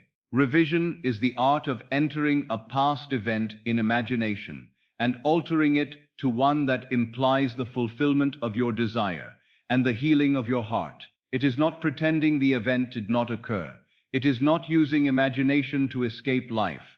It is restoring your power to the only place it ever belonged. When you revise, you are not lying to yourself. You are refusing to be loyal to an interpretation that is destroying you. Listen carefully, for the meaning of this is profound. The past is not dead in the way you think it is dead. The past lives as feeling. The past lives as identity. The past lives as the inner conversations you still rehearse. Every time you remember with pain, you are not looking back in time. You are re-entering a state, and that state is active. It is alive now. So if you can enter it unconsciously, you can enter it consciously and change it. I have watched guilt destroy good men. I have watched shame take the strength out of a woman's voice. I have watched trauma become a prison so familiar that the prisoner mistakes it for identity. They say, I am this way because of what happened. And I say, you are this way because you keep returning to the feeling of what happened and calling it the truth of you. But you are not the event. You are not the wound. You are the awareness that can rewrite the meaning of the wound and therefore rewrite the self who was formed by it. This is why revision is so merciful. It is the gift of freedom for those who have endured harsh experiences and for those who carry regret for the mistakes of the past. There is no man alive who has not at some point wished to change a moment. A harsh word spoken, an opportunity missed, a decision made in fear, a night of despair. Perhaps you have replayed such moments until they became larger in your imagination than the present itself. And while you replay them, you are teaching your subconscious that this is your story. Then you wonder why life keeps producing echoes of the same pain. When you revise, you break the echo. You change the inner record. You release the soul from the burden of a story that never had to be final. Now, how is this done? It is done in the simplest way. And because it is simple, the mind will try to complicate it. Do not let it. The best time to revise is at night before sleep, when the mind is quiet and the body grows heavy and the senses are less insistent. You do not need to sit in a rigid posture. You do not need ceremonial effort. You need willingness. As you prepare for sleep, bring to mind a scene from the day that you do not wish to carry forward. If it is a small annoyance, revise it. If it is a painful exchange, revise it. If it is a recurring memory from years ago that still troubles you, revise it. The size of the event is irrelevant. The feeling is what gives it power. Enter the scene in imagination. Do not watch it like a distant spectator. Be within it, and then change it. Hear the words you wish had been spoken. See the action you wish had happened. Feel the relief of the new outcome. If an argument occurred, imagine understanding and kindness instead.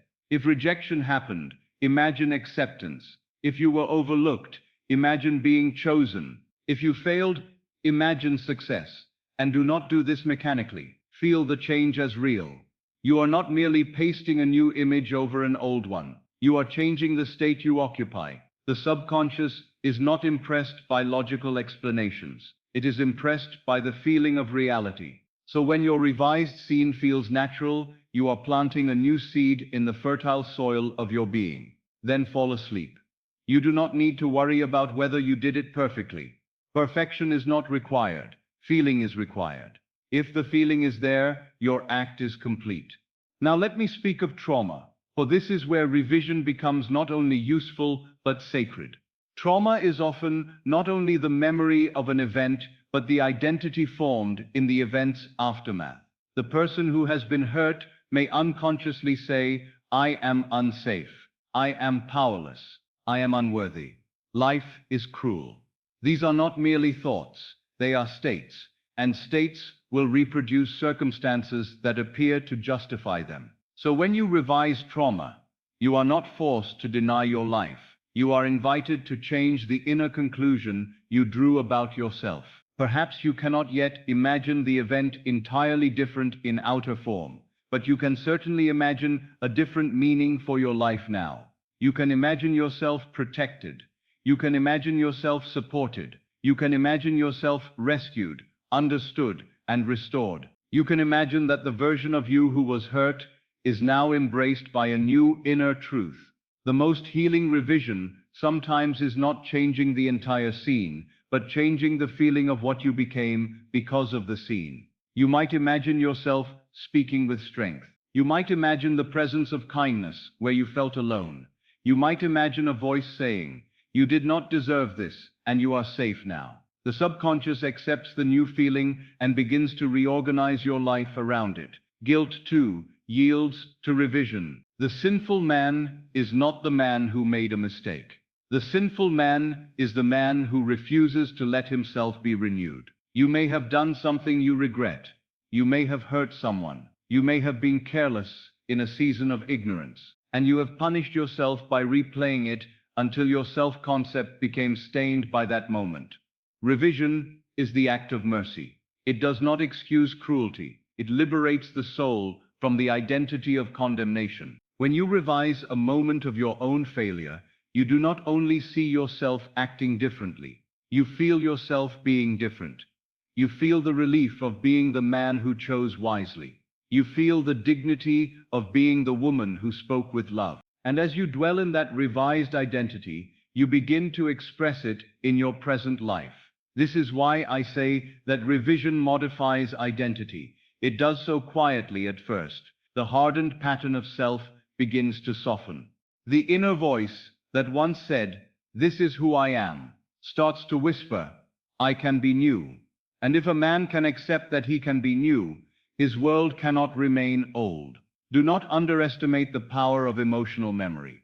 A single scene, repeated with feeling, can shape a lifetime. Many live in bondage not because of what happened once, but because of what they keep happening inwardly through remembrance. The mind is like a theater, and you are the playwright. If you keep staging the tragedy, you will continue to feel the tragedy as present reality. So you must become brave enough to rewrite the play. This is not fantasy. This is governing law. I have known those who felt blocked in manifestation, as though an invisible wall stood between them and their desire. They would practice the state akin to sleep. They would imagine prosperity, love, health, and yet something in them resisted. Often the resistance was not in the desire, but in the identity shaped by a past event, a past humiliation, a past betrayal, a past failure, a past voice of authority that declared them unfit. Such moments, if not revised, become assumptions, and assumptions harden into fact. So revision is one of the greatest keys to unlocking what seems blocked. You are not fighting the future, you are releasing the past that is still pressing its hand upon your present. When you revise the past, you often discover that you no longer crave your desire as a desperate remedy. You begin to want it as a natural extension of who you are. The hunger of lack gives way to the calmness of worth, and worth is magnetic. Now let me take you deeper into how the subconscious responds to revision. The subconscious mind does not reason, it does not dispute, it does not say, but that is not what happened. It takes its orders from feeling. If you consistently feel a revised scene as real, you are giving the subconscious a new blueprint of self and world, and it will begin to express that blueprint outwardly. Sometimes this expression appears as a change in your emotional life first. You find that a memory that once caused pain no longer has the same sting. You recall it, and it feels distant, as though it belongs to someone else. This is not repression, this is transformation. You have withdrawn the life from the old state and given it to the new. Then you may notice changes in your relationships. People respond to your new identity, even if they cannot name why. The atmosphere around you shifts. The opportunities that felt closed begin to open. The outer world reorganizes itself with a kindness that seems almost too natural to be miraculous. Yet it is the law fulfilling itself. To those who doubt this, I say, test it in the small. Revise the day. If someone spoke harshly to you, revise it tonight. Imagine they spoke with warmth. Feel the peace of that revised exchange. Fall asleep in that feeling. You may discover that tomorrow the person behaves differently. Or you may discover something even more remarkable. You no longer carry the wound. And because you no longer carry it, life cannot keep mirroring it. You see, there is a subtlety here that is a great comfort. Revision does not always change the outer event in the exact form your mind demands, but it always changes you. And when you change, the sequence of your life changes. The past you revised becomes a new point of departure in consciousness. And from that new departure, the future naturally unfolds differently. If you wish to use revision as a nightly practice, I suggest a gentle order. As you lie down, review the day backward, from the last event to the first. This will slow the mind and soften the senses. When you find a moment that troubles you, pause there and revise it. It may be a conversation, a feeling of rejection, a moment of impatience, a fear you indulged, a disappointment that shook you. Replace it with the ideal, not the fantastical, the ideal. Then proceed. You will be amazed at how quickly this reshapes your inner life. You will begin to wake with less resistance. You will begin to feel lighter, not because the world turned into a perfect stage overnight, but because you have stopped consenting to the identity of burden. Now I will say something that may surprise you. Revision is not only for healing pain, it is also for magnifying good. If something lovely occurred, revise it too by intensifying it. If you received a small kindness, imagine it even greater. If you experienced a small success, imagine it expanded. You are teaching your subconscious the feeling of being favored, and that feeling will draw greater favor. For the same law applies to joy. We do not only revise sorrow, we cultivate triumph. We deepen gratitude. We enlarge the state of blessing. This practice becomes a quiet way of shaping destiny, day by day. You are not leaving your life to chance. You are consciously selecting the meaning of experience, and therefore selecting the self who will meet tomorrow. As this becomes natural, you will notice that your mind begins to revise spontaneously. You will catch a negative assumption as it rises and effortlessly shift it. You will feel a moment of fear and subtly move into confidence. You will witness an appearance of lack and choose inwardly to rest in abundance. This is mastery. Not the mastery of controlling people, not the mastery of forcing outcomes, but the mastery of self. So if there is a memory that still haunts you, do not fear it. You are not powerless before it. You can approach it gently, like one entering a room long abandoned, and you can open the windows of imagination and let in new air. You can give that memory a new ending, a new meaning, a new tone, and therefore a new effect. If there is guilt you carry, consider this. The purpose of conscience is not to chain you to yesterday, but to guide you into a new state today. Revision is the bridge between remorse and rebirth. You are not asked to live forever under the weight of a moment you have outgrown. You are asked to become new in consciousness. When you understand this, you will no longer regard your life as a sequence of unchangeable facts. You will regard life as fluid states. The past will become teachable. The present will become pliable. The future will become welcoming. And when you lie down tonight, you will no longer bring the day's wounds into sleep, as though they were your rightful burden. You will bring the revised and healed version of the day. You will plant peace in the subconscious. You will plant confidence. You will plant forgiveness. You will plant a new self-concept. Then sleep will do what sleep was always meant to do. It will carry your seed into the depths of being. It will nurture it in silence, and you will wake to a world increasingly shaped by the peace you dared to accept. So I tell you with all the conviction of experience, change the past in consciousness, and you will see the future rearrange itself. This is not poetry, this is law. The past is not dead. The past is an active state until you revise it. Therefore be gentle with yourself, be bold in imagination, and be faithful in practice. Night after night, revise what you must, heal what you can, release what is heavy, and step inwardly into the version of yourself who is already free. For the man who is free in consciousness cannot remain bound in the world for long, and the woman who has revised her inner history is no longer sentenced to repeat it. This is the mercy of the law. This is the power of revision. And if you practice it faithfully, you will discover that the greatest miracle is not simply that your circumstances change, but that you change. You will become lighter. You will become calmer. You will become more certain of your own creative authority. Then you will understand why I say that imagination is not your escape from life. It is your redemption of life. It is the instrument by which you take what seemed final and prove that in consciousness nothing is final until you consent to it. So as you drift towards sleep, remember this quietly. You are not going to rest as a victim of the day. You are going to rest as the one who has already rewritten it in love. And the love you plant tonight will become the strength you wake with tomorrow. There is a moment in every life when effort becomes a burden instead of a bridge. You have pushed, you have reasoned, you have measured every step, and yet the thing you desire still appears beyond reach. And so you begin to believe that the world is a hard place, that the path must be forced, that life yields only to strain and struggle. But I tell you now, from the depth of my own experience, your greatest victories are not born from tension. They are born from surrender.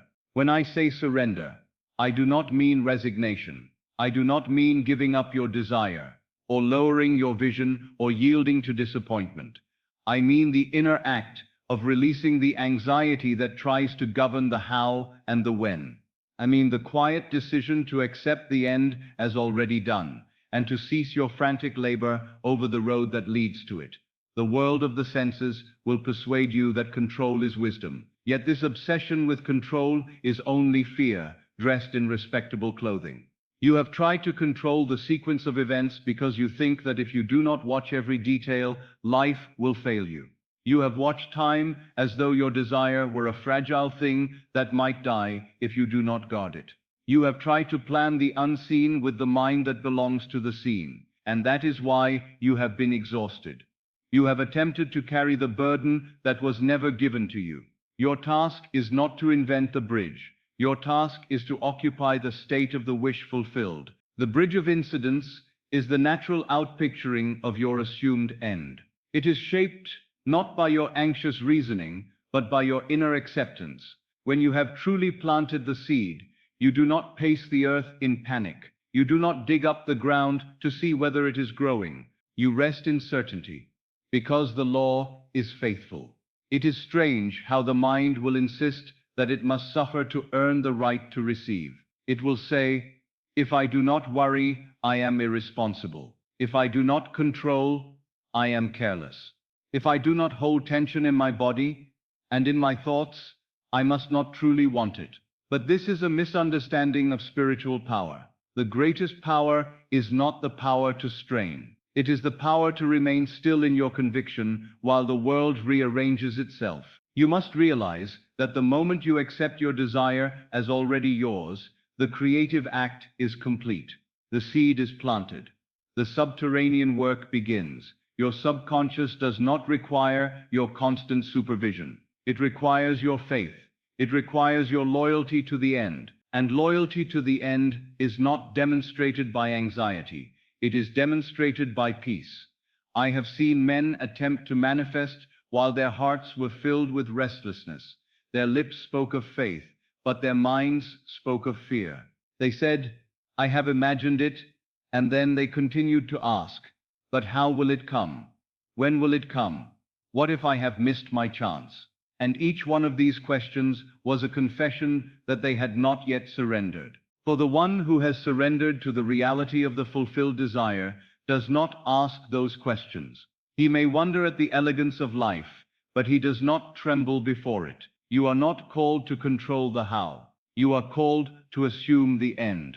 The how is the province of the deeper self, the wisdom of consciousness that operates beyond the reach of your waking analysis. If you interfere with it by insisting upon specific routes, you may delay the very thing you long to receive.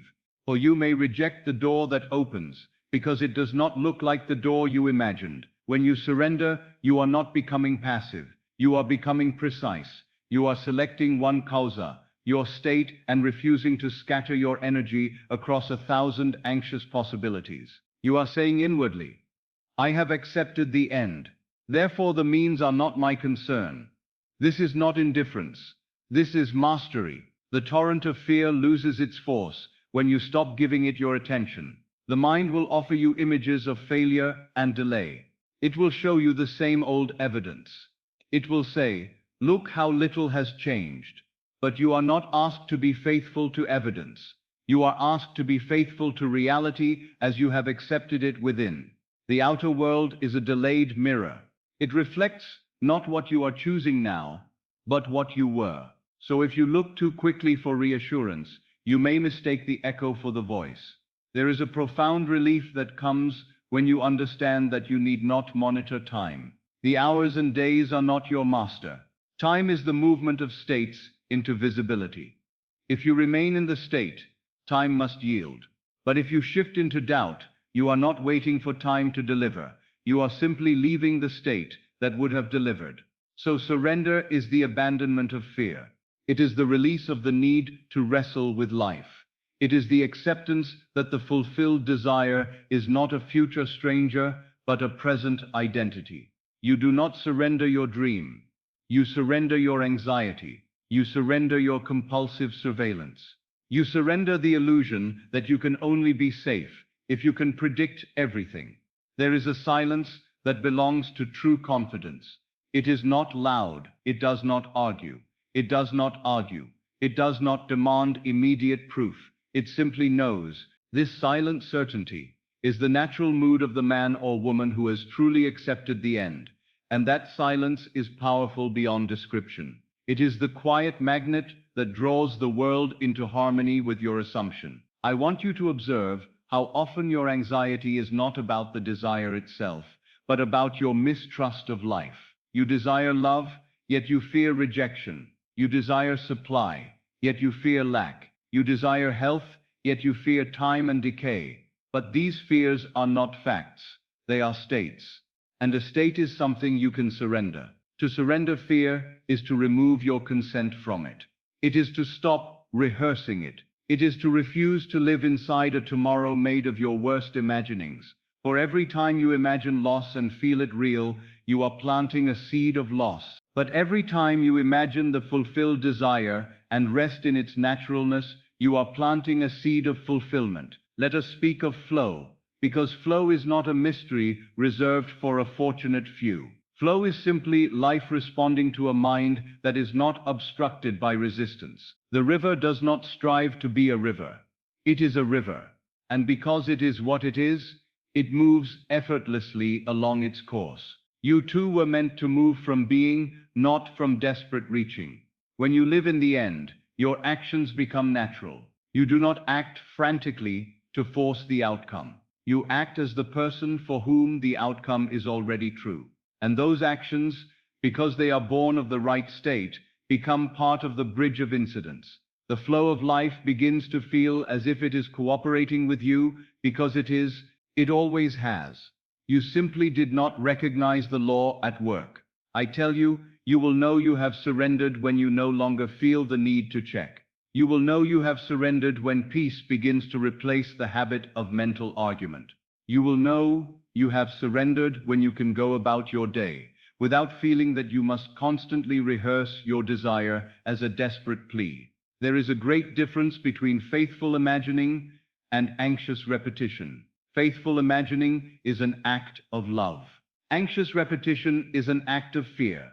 Faithful imagining plants the seed and rests. Anxious repetition plants the seed and then spends the day doubting the soil. So I say to you, practice your imaginal act with tenderness, with conviction, and then let it be. The mind will protest. But if I let it be, what if nothing happens? This question reveals the very root of your suffering. You are still thinking of life as uncertain. You are still thinking of your desire as fragile. But the law is not fragile. Consciousness is not uncertain. It is only your wavering that creates the appearance of delay. When you surrender, you are not trying to feel peaceful as a trick. You are recognizing peace as the emotional evidence that you have accepted the end. Peace is not the reward that comes after manifestation. Peace is often the sign that manifestation is underway. Do you see? This reverses the old order of fear. Fear says, when I see it, then I will relax. The law says, relax, and you will see it. The calm acceptance of the end is not merely comfort. It is creative power. And because this is an instruction for the hours before sleep, I want you to hear this softly, as though spoken to the deeper part of you. You do not need to strain at night. You do not need to fight your mind. You do not need to wrestle with the day's evidence. You may simply lie down and say inwardly, I have chosen the end. The rest is done. Then allow your body to become heavy. Allow your breath to slow. Allow your mind to drift into the feeling that it is finished. There is a tenderness in this practice. The man who cannot surrender often believes that control is strength. Yet the greatest strength is not in tightening your grip. It is in loosening it with confidence.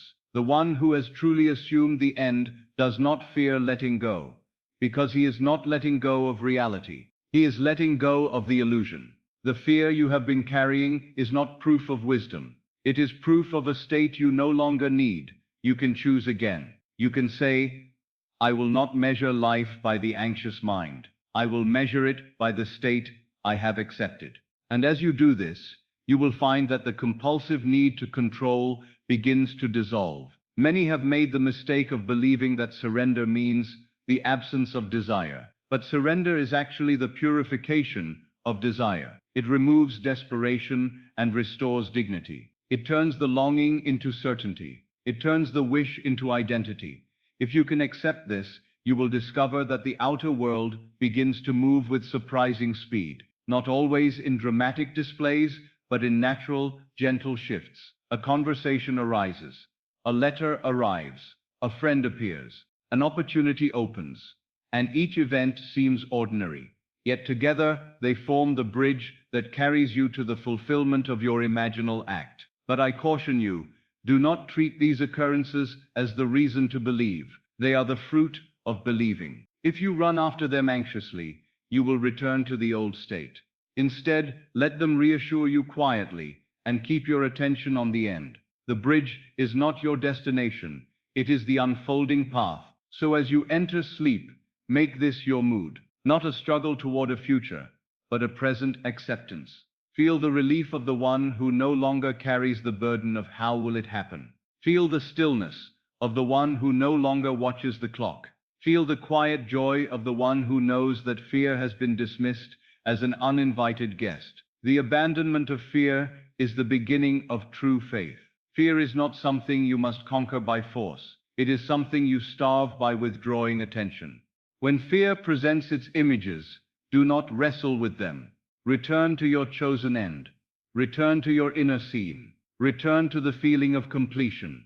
That feeling will quiet the mind like a gentle hand on a restless child. And in time, often sooner than you expect, you will find that surrender becomes natural. You will no longer be trying to trust. You will simply trust. You will no longer be trying to let go. You will simply let go, because you will have realized that your safety is not in your control of outcomes. Your safety is in your awareness of who you are as consciousness. You are not a small creature at the mercy of external conditions. You are the operant power. The world is not the cause, it is the effect. So why would you fear the effect? Why would you attempt to control the mirror when you can change the face that stands before it? This is what surrender truly means. It means you cease trying to manipulate reflections, and you return to the source. You return to the inner self that declares, without strain, I am what I desire to be. And because that declaration is accepted, the world must echo it. Now let this settle into you as a lullaby of truth. You can rest. You can release. You can abandon the exhausting habit of fear. You can drop the spiritual superstition that says you must suffer to prove your sincerity. You can be still and powerful at once. You can be calm and creative at once. So tonight and every night you choose to listen, let this be your inner agreement. I will not control the how. I will not monitor the when.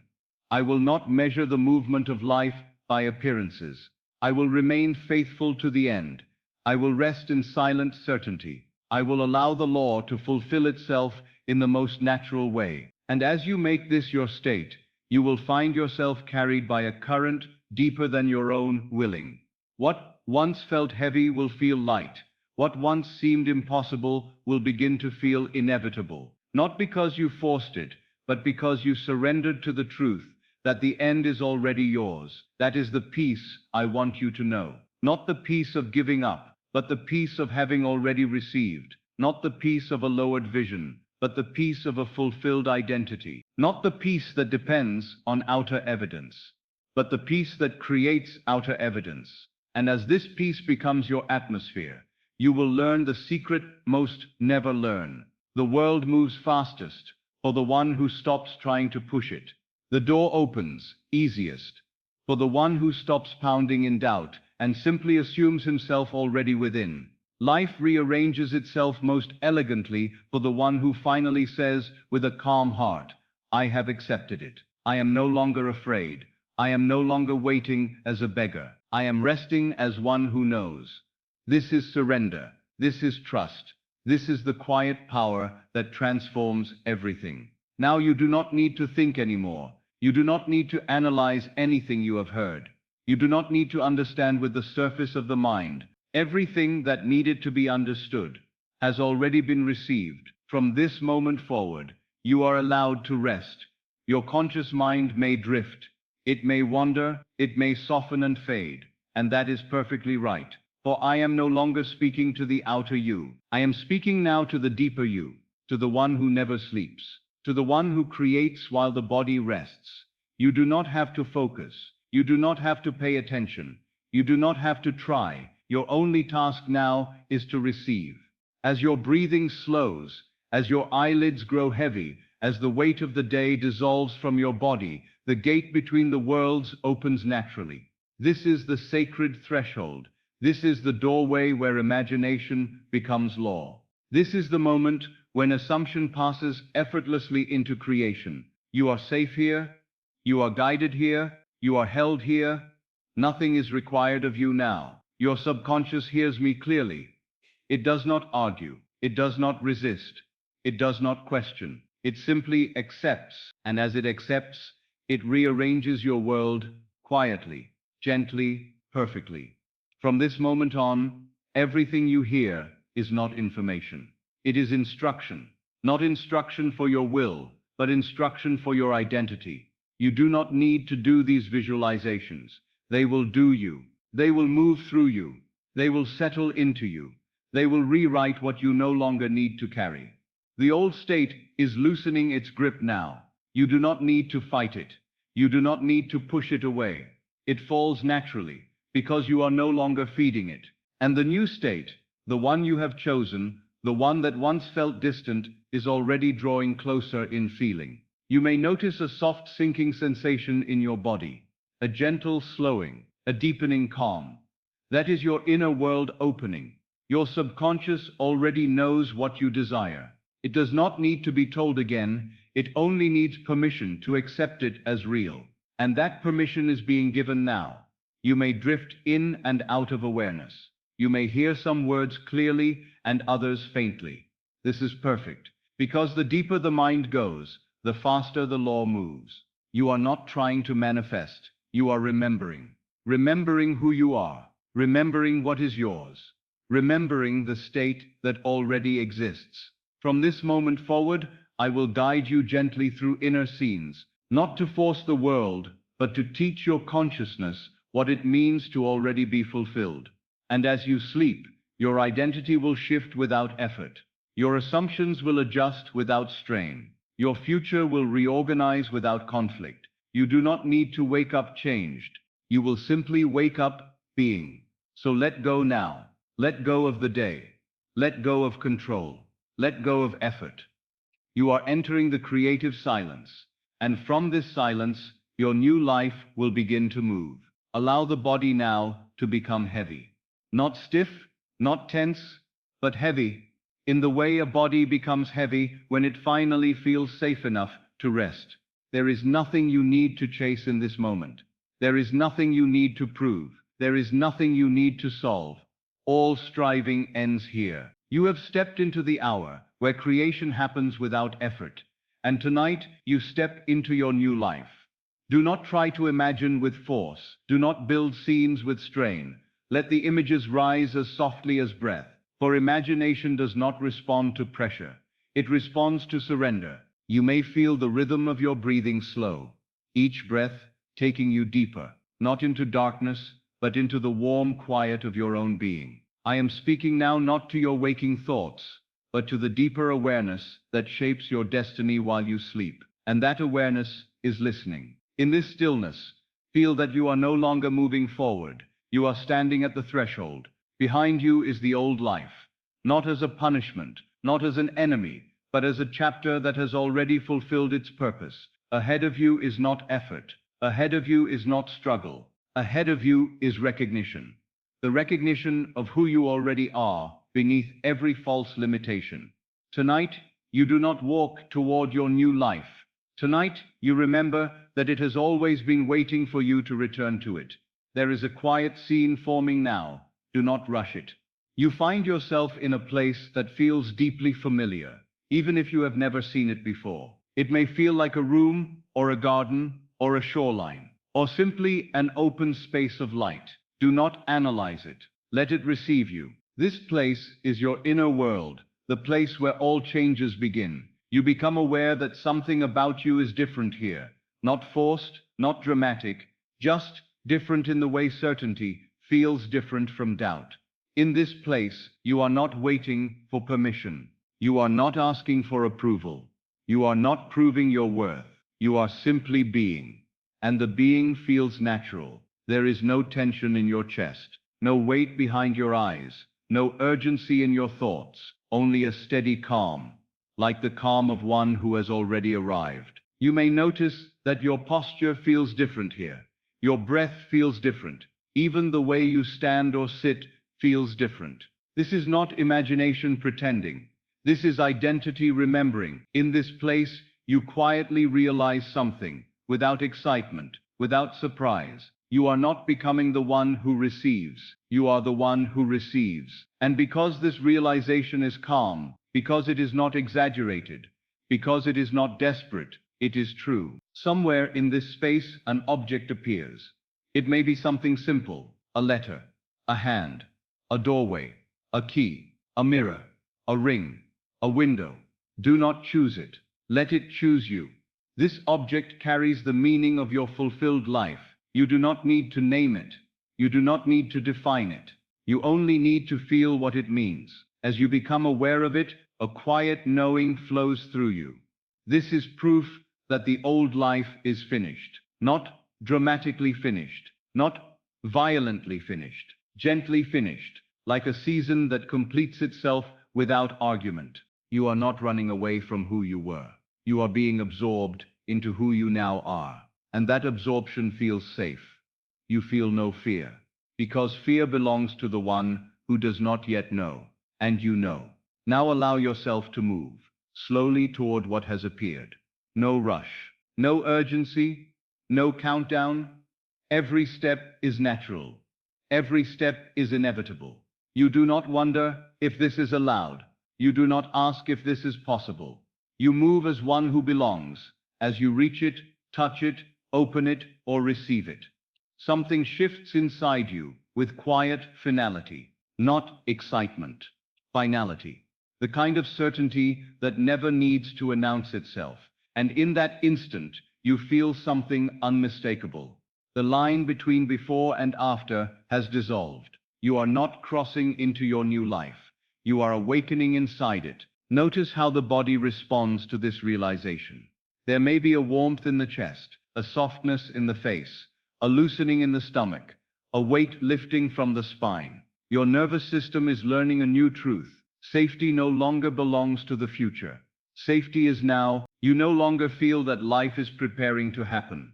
Life is happening, quietly, naturally. Now allow the scene to soften further. The details do not need to remain sharp, because the feeling is what matters. And the feeling is simply this: relief. Not relief that something might happen. Relief that it already has. You are no longer managing your destiny. You are living it. The old tension that once lived beneath your thoughts, the silent pressure of what if, begins to dissolve without effort. Because the question is no longer alive. And in its place, something else breathes. Certainty. Not loud certainty. Not forceful certainty. The certainty of one who no longer needs to convince themselves. This certainty does not feel like power. It feels like rest. You may notice that you are not thinking about tomorrow here. You are not negotiating with time. You are not reviewing mistakes. You are not rehearsing fears. Your mind has entered the posture of completion. And when the mind rests in completion, the world eventually follows. You are not manifesting in this moment. You are inhabiting the version of you that once felt distant, yet now feels obvious. There is nothing spectacular here, and that is what makes it real. Drama belongs to longing. Calm belongs to fulfillment. You feel calm, and so you know. Let this calm deepen. Let it settle like warm water through your chest, through your shoulders, down your arms, into the palms of your hands, through your belly, into your legs, until even the memory of tension feels far away. Your body is being taught that struggle is no longer required. And now, from this quiet depth, let a single inner sentence rise naturally without effort. It may be one of these: I am home. It is done. This is my life now. I knew this would happen. I feel at peace. Do not repeat it. Allow it to appear once, like a bell sound, in quiet air. And when it fades, do not chase it. The subconscious has already received it. From this point onward, everything rearranges itself without consulting your fear. You no longer sleep to escape the world, you sleep to instruct it.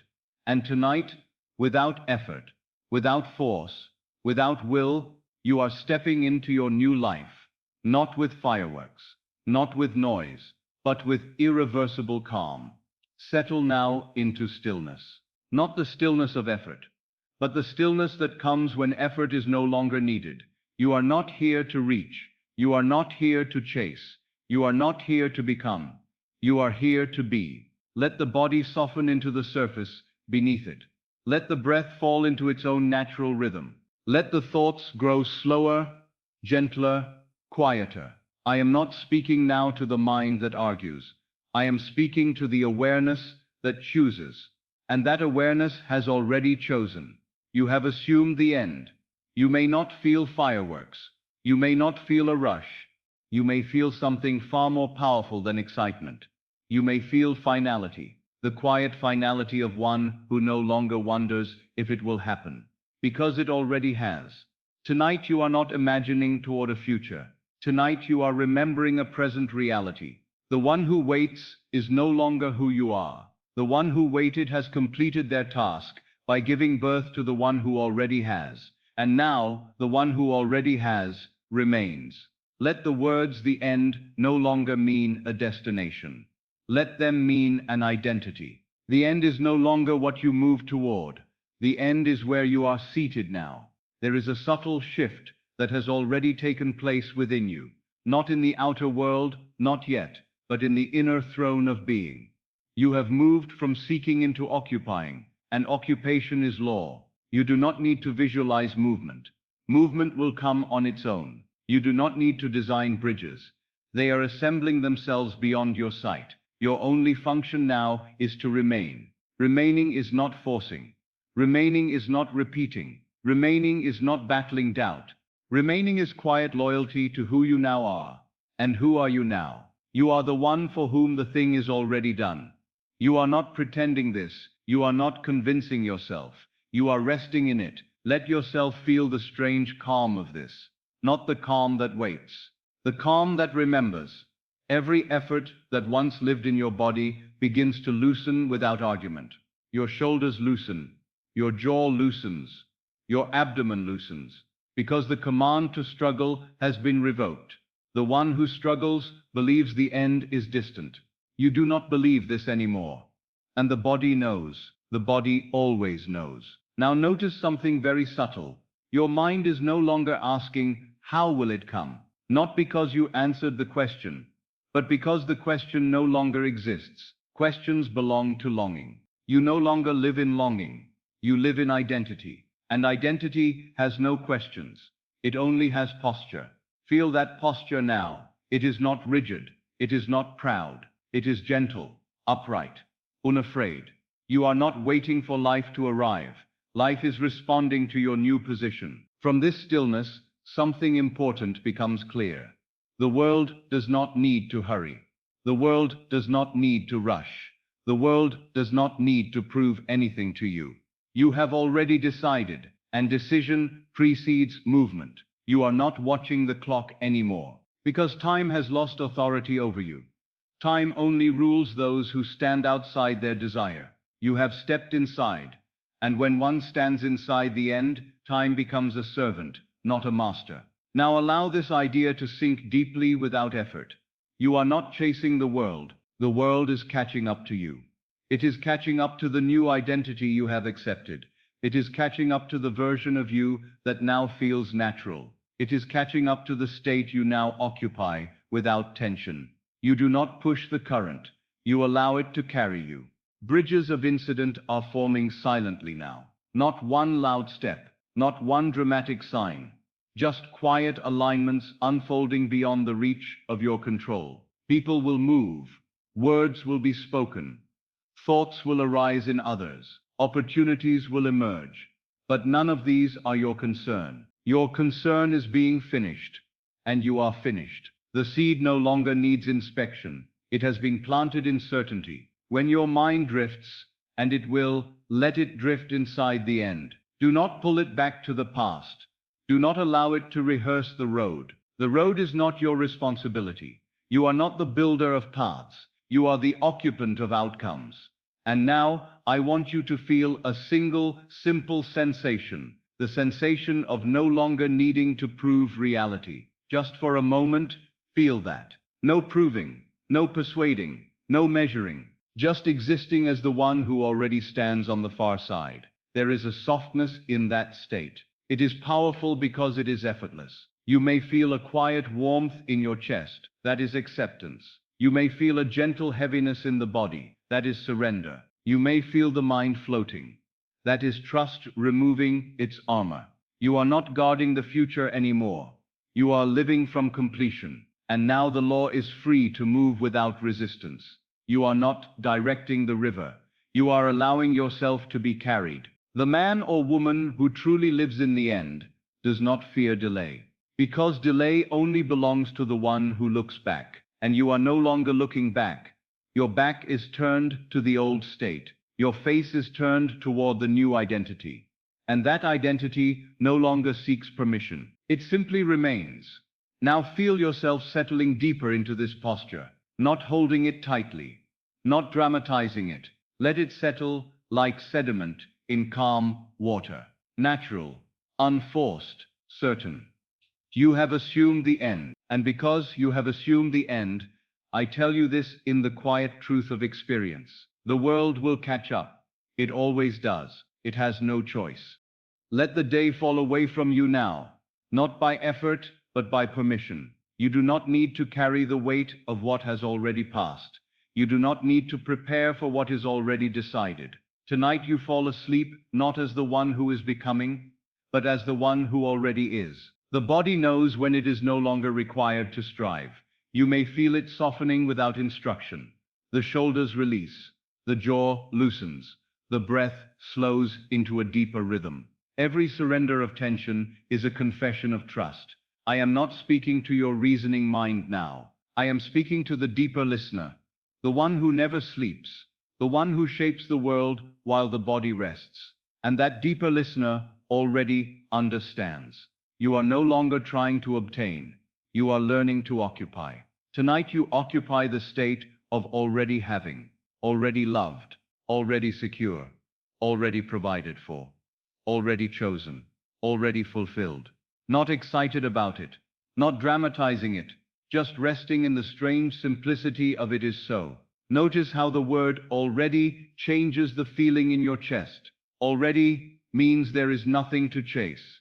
Already means there is nothing to prove. Already means there is nothing to push. Already means your hands can finally be empty. And empty hands are the hands that receive. Now allow yourself to feel what it would be like if nothing were missing from your life. Not in pictures, in mood. If nothing were missing, you would not be tense. If nothing were missing, you would not be managing life. If nothing were missing, you would not be negotiating with time. You would be calm. Not sleepy yet, just calm. Let that calm take the place where urgency used to live. Urgency is the language of lack. Calm is the language of possession.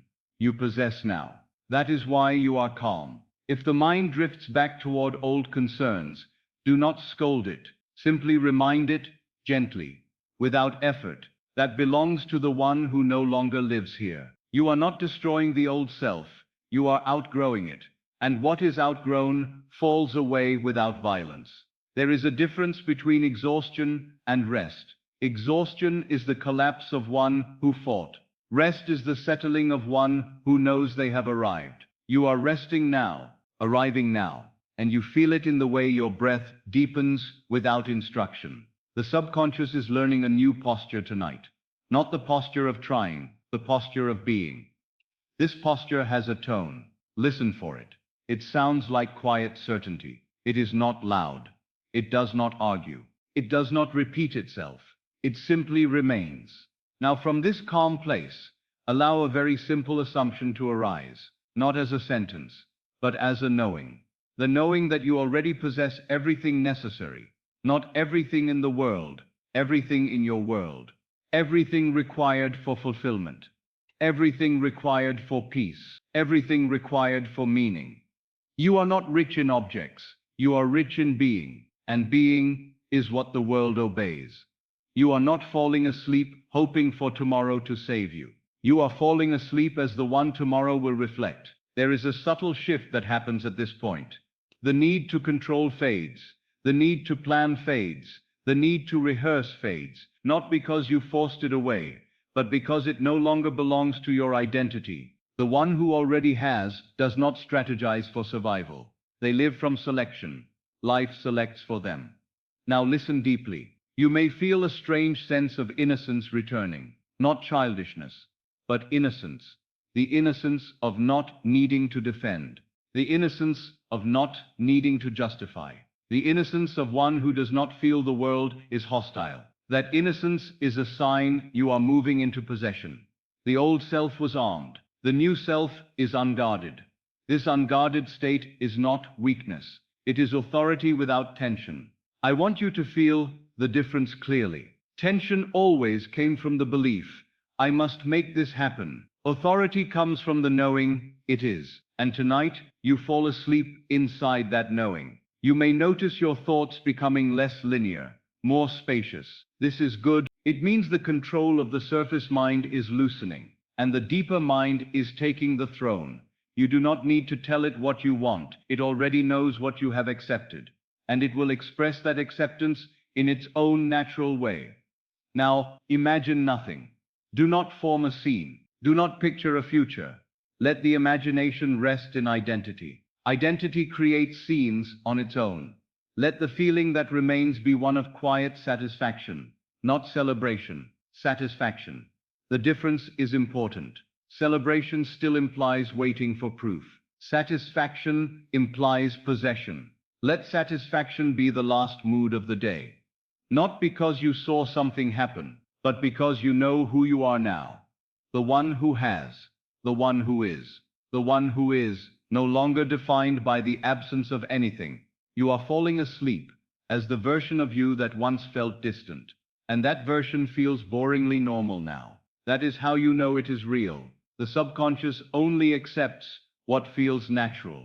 And tonight, this feels natural. If any last thoughts appear, let them pass like clouds. Do not chase them. Do not follow them. They belong to the sky, not to you. You remain as the vastness behind them, the vastness that never lacks, the vastness that never waits, the vastness that never begs, only receives. Sleep is no longer an escape for you. Sleep is now your creative inheritance, and you enter it tonight not empty, but full, not longing, but possessing, not anxious, but complete. The door is already open. You have not been locked out by life, by time, by circumstance, or by any so-called power outside of you. The only thing that ever seemed to stand between you and your fulfillment was the state you occupied within yourself. And tonight, you are no longer the one who waits outside. Tonight, you are the one who recognizes the open way and quietly walks through. Let your body settle. Now, let the day fall away as something completed. You do not have to carry unfinished conversations into the night. You do not have to hold the weight of unanswered questions. The answers do not come by strain. They come by a change of consciousness. And consciousness changes most easily when you stop arguing for your limitations. There is a tenderness in this moment, a holy simplicity. You are not here to force the mind into silence. You are here to allow the mind to become quiet, because it has been given a new certainty. The certainty that what you desire is not far away. The certainty that you do not need permission from the world to be who you are within. The door you are searching for is not a thing of wood or iron. It is not attached to a building or a place. It is the inner acceptance of your own fulfilled state. And that door, once accepted, is not opened by effort. It is opened by agreement. The moment you agree within yourself that it is done, you have crossed the threshold. You may feel the breath slow on its own now. You may notice that the body begins to trust the room, trust the bed, trust the night. This trust is not mere comfort. It is a sign that the deeper mind is receiving your new assumption. The subconscious does not reason. It does not debate. It does not sift your desire for probability. It receives what you feel to be true and gives it form. So tonight you do not offer it anxiety. You do not offer it the evidence of lack. You do not offer it the old habit of bracing for disappointment. Tonight you offer it the feeling of the open door. What would you feel if you knew the way was already prepared? Not what you hope, what you know. What would you feel if the answer were not approaching but present? You would not feel tense. You would not feel desperate. You would feel a gentle relief, as though something long awaited had quietly arrived without fanfare. Allow that relief now. Let it move through your chest like warm air. Let it soften the places where you have carried unnecessary vigilance. Many have been taught that worry is responsibility, but worry is only the misuse of imagination. Responsibility in the spiritual sense is the responsibility to occupy the right state, to plant the right seed, to close the day in the mood of fulfillment. You are learning that you do not create by fighting reality. You create by reselecting yourself. The world you see is a delayed mirror. It reflects the states you have lived in.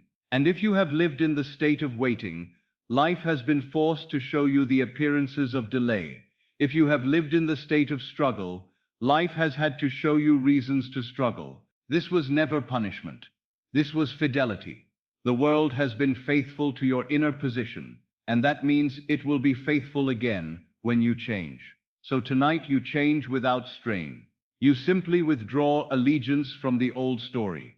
You stop feeding it your attention, and you return to the truth that has always been quietly waiting beneath your agitation. You are the operant power. The door is already open, because the power that opens it is not outside you. I am not asking you to convince the world.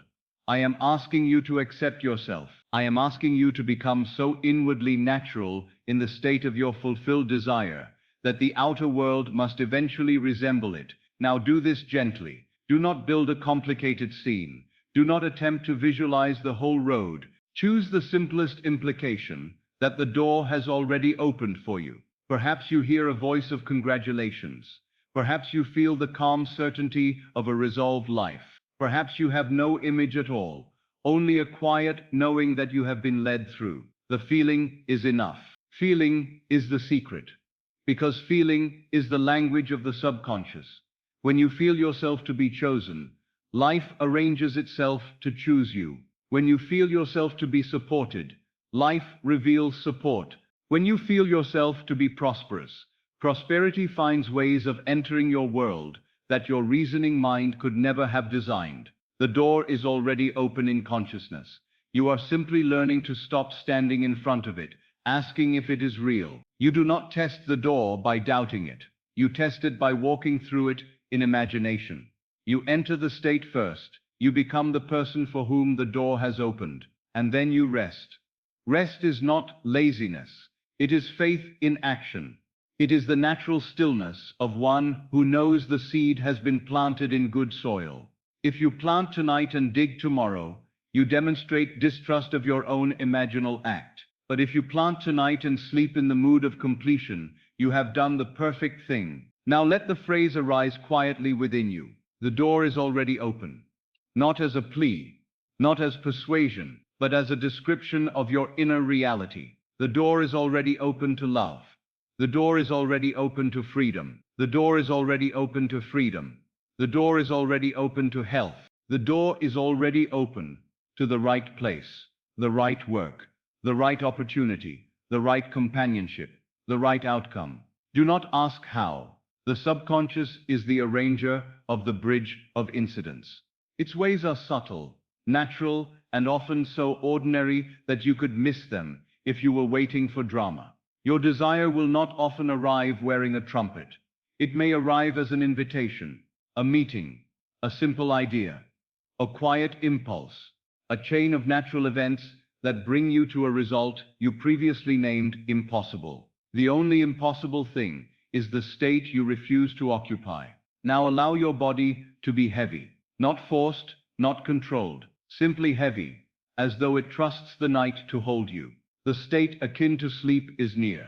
This is the fertile borderland. This is where the conscious mind loosens its grip and the deeper mind becomes receptive to your final impression. So be careful what you offer it. Offer it a fulfilled self. Offer it the you who has already walked through. How does that version of you breathe? With ease. How does that version of you speak inwardly? With certainty. How does that version of you feel about time? With patience and quiet authority. How does that version of you regard the outer world? As a mirror catching up. You are not waiting for life to become safe before you relax. You relax first, and the world rearranges to reflect your relaxation. Because relaxation is not merely a bodily act, it is a spiritual confession. I trust my assumption. If the mind returns to a fear, treat it as a shadow from an older room you no longer live in. You do not wrestle it. You do not analyze it. You simply return to your chosen state. You might say, inwardly, softly, almost as a lullaby, that was the old doorway. I have passed through a new one. I do not belong to that room anymore. Now let gratitude appear, if it wishes. Not forced gratitude, not polite words, but the natural gratitude of one who feels a burden lifted. Gratitude is a sign of possession.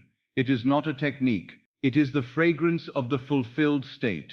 If you feel thankful now, it is because you are tasting the reality of your chosen end. And if you do not feel it yet, that is no condemnation. Simply remain with the calm certainty. The subconscious is impressed by mood more than by effort. Tonight I am guiding you into a single truth. You are not trying to open the door. You are accepting that it is open. The small difference in meaning becomes a great difference in results. To try is to confess uncertainty. To assume is to declare identity. So the door is open, because you are the kind of being for whom doors open, not by flattery, by law. Your world is the outpicturing of your I am. What you say you are and feel you are is what life must reveal. So let the final tone of your inner world be this: I am the one for whom the way is already made. I am the one who is guided. I am the one who is provided for. I am the one who receives naturally. I am the one who is already on the other side. Do not strain to hold these words. Let them dissolve into feeling, into atmosphere, into identity. Now imagine a simple threshold, not a literal door necessarily, a sense of crossing. You may feel yourself step from an old life into a new one, not with drama, but with quiet inevitability. You may feel a gentle lightness in your mind, as though the burden of proving yourself has finally been removed. That lightness is not fantasy. It is the sign of a new state becoming natural. And as it becomes natural, the world must conform. You may fall asleep before you complete any scene. That is perfect. The last feeling you carry into sleep is the seed. So carry this: the door is already open. Carry the calm of one who has seen it. Carry the peace of one who has walked through. Carry the relief of one who is no longer negotiating with life. And as the body slips into sleep, let the deeper mind receive your new identity without resistance. Let it accept that you are not the one who waits. You are the one who enters. You are the one who receives. You are the one who is already living on the far side of your desire. And tomorrow, and the next day, and the next, the mirror will catch up. Because it must. Because you have changed the cause. And when the cause is changed, the effect has no choice but to follow. So sleep now in that quiet certainty. Sleep as the one who has the open way. Sleep as the one who is already chosen. Sleep as the one who already stands inside the new life. And let the night do what it was always meant to do. Let it seal in you the reality you have accepted. Let it impress upon the subconscious the final truth of your being. The door is already open. Fear is not your enemy. It is only a misdirection of your own creative power. It is imagination turned against itself. And if you can understand that, truly understand it, you need not fight fear as though it were a monster outside of you. You need only withdraw your consent from the state that gave it life. For every feeling you entertain is a state, and every state, if persisted in, must outpicture itself in the world you call reality. So I ask you now to be gentle with yourself. This is not a night for struggle. This is not a night for argument with the mind. This is a night for the quiet movement from one identity to another, from the self that trembles to the self that knows, from the consciousness that waits to the consciousness that receives. You are not here to perform a technique. You are here to become. Let the body soften. Let the breath find its own slower rhythm. You have done enough for the day. You do not need to carry your plans, your doubts, your unfinished worries into the sanctuary of sleep. There is a sacred law at work in you, and it does not demand your strain. It demands your acceptance. Fear often speaks with urgency. It says the matter is too large, the time is too short, the path is too unclear, the world too stubborn. It demands that you consult appearances like a judge reading a sentence. But I tell you, appearances are only yesterday's assumptions made visible. They are not final truth. They are echo, not voice. If you let them govern your feeling, you will remain chained to the past you no longer want to live. Tonight you will do something far simpler and far more powerful. You will change the feeling of yourself. You will move from the state of I cannot to the state of I am. From the state of what if I fail to the state of it is done. From the state of where will it come from to the state of I have already received. This is not poetry to soothe you. This is the law of your being. The world does not create your consciousness. Your consciousness creates the world. I did not arrive at this understanding by accident. I arrived at it through testing, through failure, through the slow realization that the struggle of man is not with circumstances, but with himself. The outer world is obedient, but it is obedient to the inner state you occupy. And when you occupy fear, you must meet fear's harvest. When you occupy fulfillment, you must meet fulfillment's harvest. So let us begin with honesty. What is fear? It is the assumption that you are not supported. It is the assumption that life is hostile, that your desire may be denied, that you are at the mercy of chance, of people, of time, of conditions. But this assumption is not truth. It is merely a state you visited too long, a room you mistook for home. You need not condemn yourself for having lived there. Most do.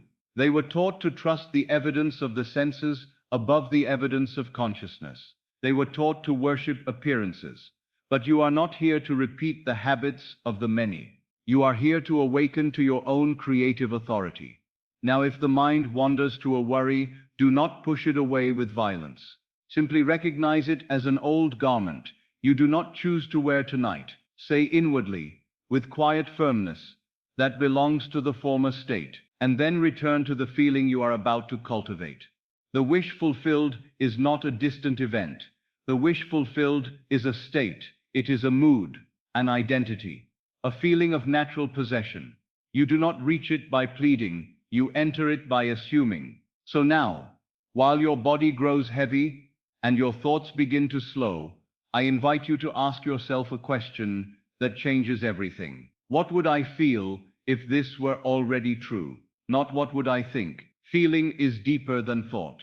Thought can be repeated without belief, but feeling is the true confession of the heart. The subconscious does not respond to your hollow statements. It responds to your accepted reality. So consider your desire, not in detail, not in complexity, but in essence. You may desire freedom. You may desire love. You may desire health. You may desire prosperity. You may desire the resolution of a circumstance that has weighed upon you for years. Whatever it is, strip it of all struggle and arrive at the core. If it were already done, what would be different in you? You would feel relief. You would feel calm certainty. You would feel a gentle gratitude without strain. You would feel the quiet dignity of one who no longer asks permission to be blessed. Now allow that feeling to appear. At first, it may be faint, like a small lamp in a large room. That is enough. You do not need a blaze to begin a sunrise. You only need the first change in light. Let relief touch you now. It is not the relief that says, I hope this will work. It is the relief that says, the burden is over. The relief of a man who has already crossed the bridge, not one who stands counting planks. If the mind argues, that is only habit. Habit protests when it is replaced. You do not need to win a debate with your reasoning mind. You only need to remain faithful to the new state until it feels natural. And when it feels natural, the battle is finished. Now perhaps you will find it helpful to enter a simple imaginal act, nothing elaborate. Choose a small scene that implies the fulfillment of your desire. It may be a brief conversation. Someone dear to you might say, I am so happy for you, everything worked out perfectly. Or, it is wonderful to see you so free, so well, so secure. You need not define the entire story. The scene is the seed, and the seed contains the whole tree. Hear the voice. Do not hear it as though you are imagining from a distance. Hear it as though it is happening now, as though the words are entering your ears in this moment. Let your body respond with the ease of belief, or perhaps your scene is quieter. Perhaps it is you sitting in a room that represents your new life, not a fantasy palace, not a spectacle, but a simple atmosphere of settled joy. You may feel the stillness of a life that has been resolved. You may feel the dignity of resources enough and more than enough. You may feel the ease of waking without dread. The detail is less important than the feeling. So feel it. Feel the soft certainty of the wish fulfilled. Now notice what happens to fear in the presence of this feeling. Fear cannot coexist with a fully accepted end. Fear is the fog of uncertainty. When you turn on the lamp of assumption, that fog begins to dissolve. This is why I have always said that prayer is not a petition to a distant power. Prayer is an inner movement into the state of already having received. The man who prays correctly does not rise from prayer, wondering if he will be heard. He rises knowing he has been answered, because he has felt the answer within himself. You are learning to pray in this sense now. You are learning the true art of creation. Now let your breathing be slow and easy. Let the jaw unclench. Let the shoulders drop. Let the face soften. The body is not the cause, but it cooperates beautifully when the mind accepts peace. And peace is not the absence of desire. Peace is the certainty of fulfillment. If you are tempted to think, but I have tried before, remember this. Trying is not assuming. Trying is a confession of doubt. The law responds to being, not to wishing. So tonight, do not try to be the person who is free. Be that person. Do not try to be the person who is loved. Be that person. Do not try to be the person who is stable, prosperous, secure. Be that person. You may wonder how you can be what you are not yet seeing, but yet is the language of the senses, not the language of consciousness. Consciousness is the only reality. The visible world is its shadow, and the shadow always follows the form that casts it. This is why the state akin to sleep is so valuable. As the body approaches rest, your outer senses grow dim. The mind's critical gatekeeper relaxes. You are not so inclined to argue for limitation, and in that gentle borderland, the subconscious receives impressions easily. So if you wish to use this night wisely, you will not allow fear to be the last mood of the day. You will not rehearse defeat. You will not revisit painful conversations in the imagination as though you are forced to repeat them tomorrow. Instead, you will close the day in victory. You will close the day in the feeling that you have already become what you desired to be. Now I want you to feel the shift. It may be subtle. It may feel like a small loosening in the chest, a quiet silence where anxious thought used to live, a sense of inner space opening up. That is the movement of consciousness. That is the self rearranging. Do not rush it. Do not inspect it. Let it become you.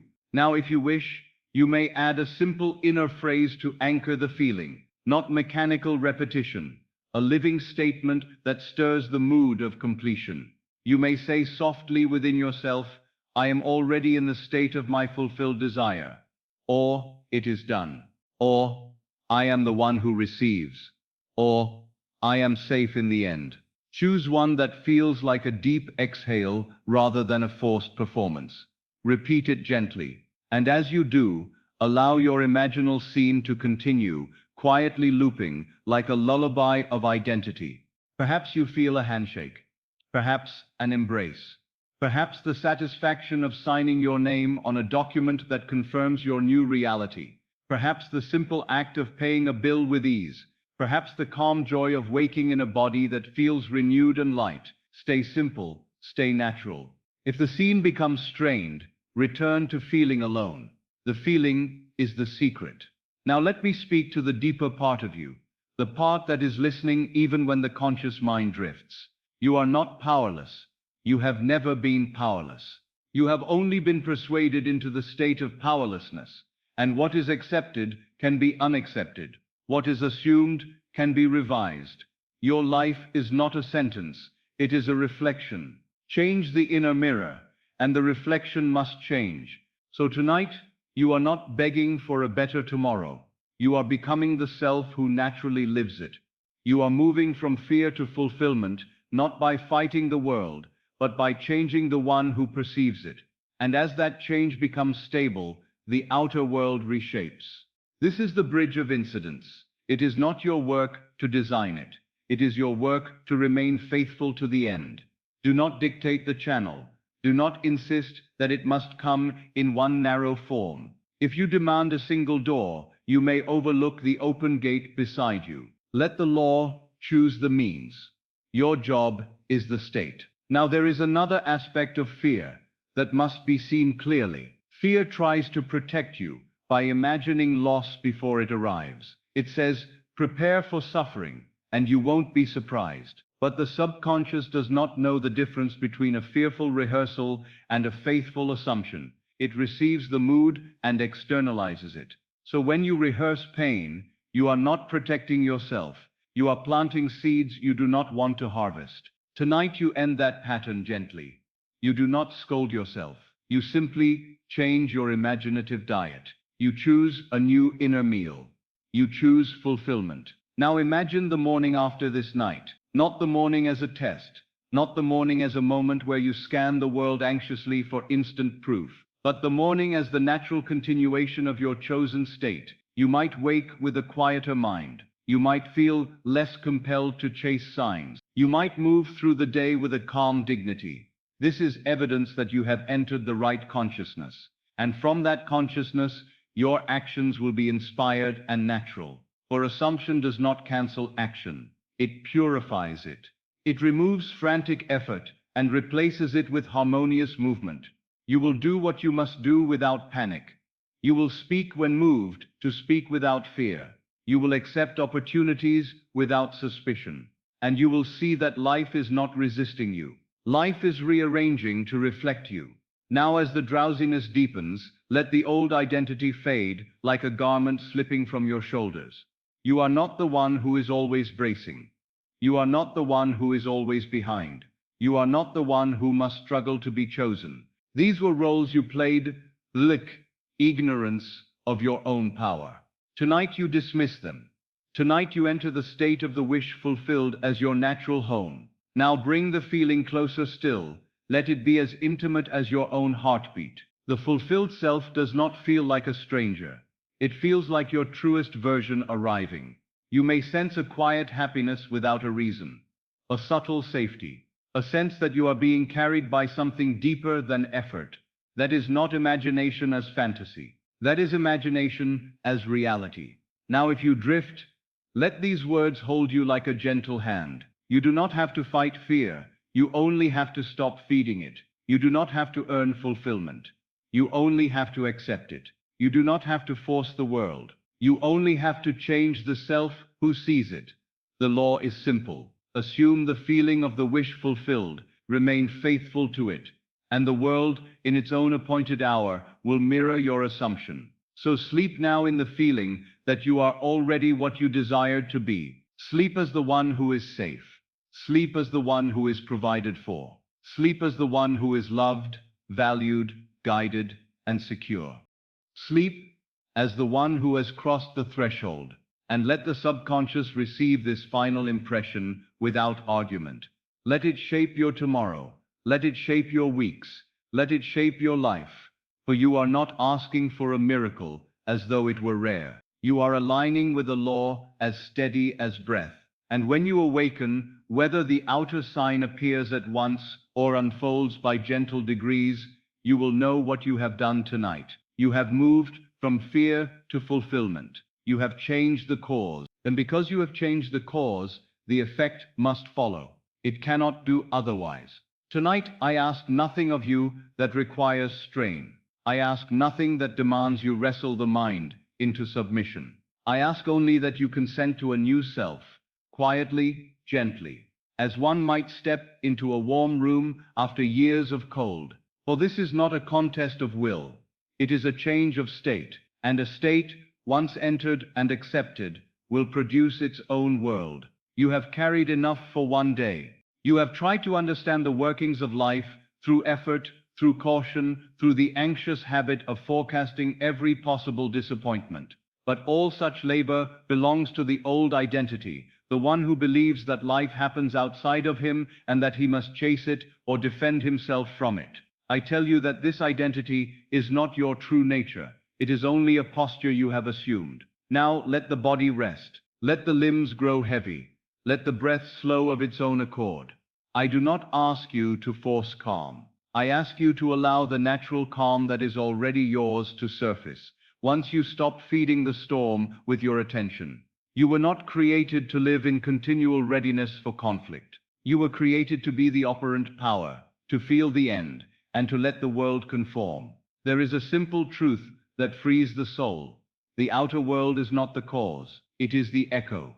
The inner state you occupy is the cause, and the world you see is the shadow of that cause. If you will remember this tonight, you will cease to be alarmed by what appears unfinished, imperfect, or delayed. You will see appearances for what they are, evidence of yesterday's feeling, yesterday's belief, yesterday's self-concept. And you will no longer let yesterday govern who you are today.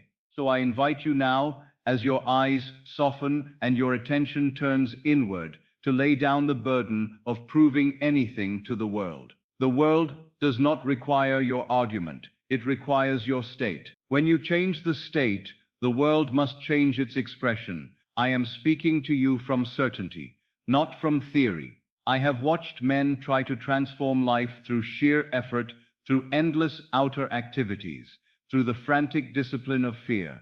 And I have watched the same men discover peace and power when they learn to move inward and accept that consciousness alone is the reality. You are not here to plead with life.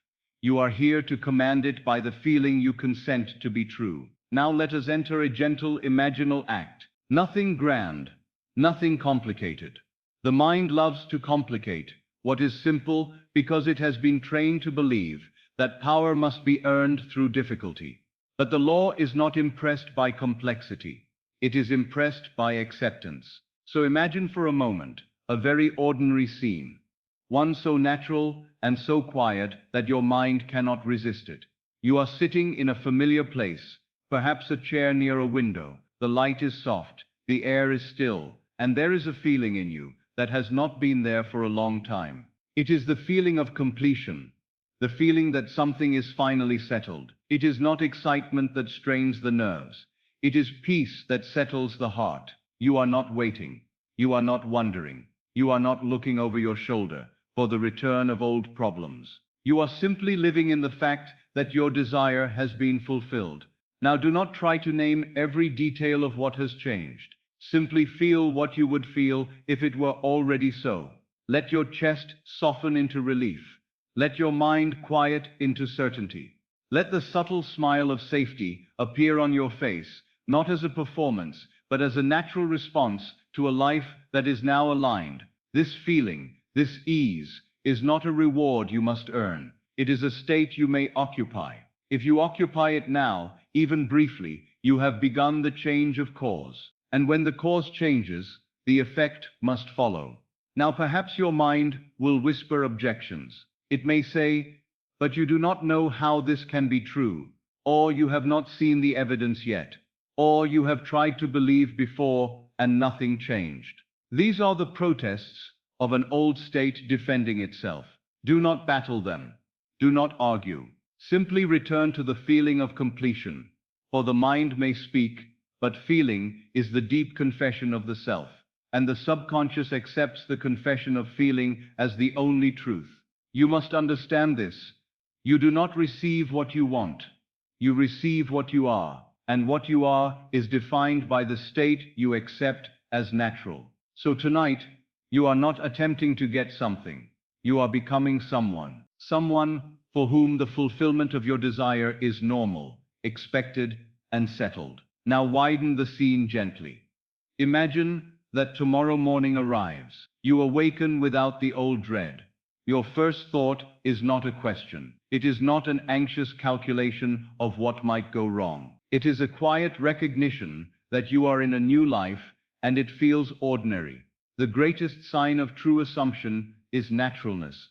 When the wish fulfilled feels as normal to you as your own name, it is done. The seed has taken root, and the world, though it may still appear unchanged in that first moment, is already compelled. Now allow yourself to feel that naturalness.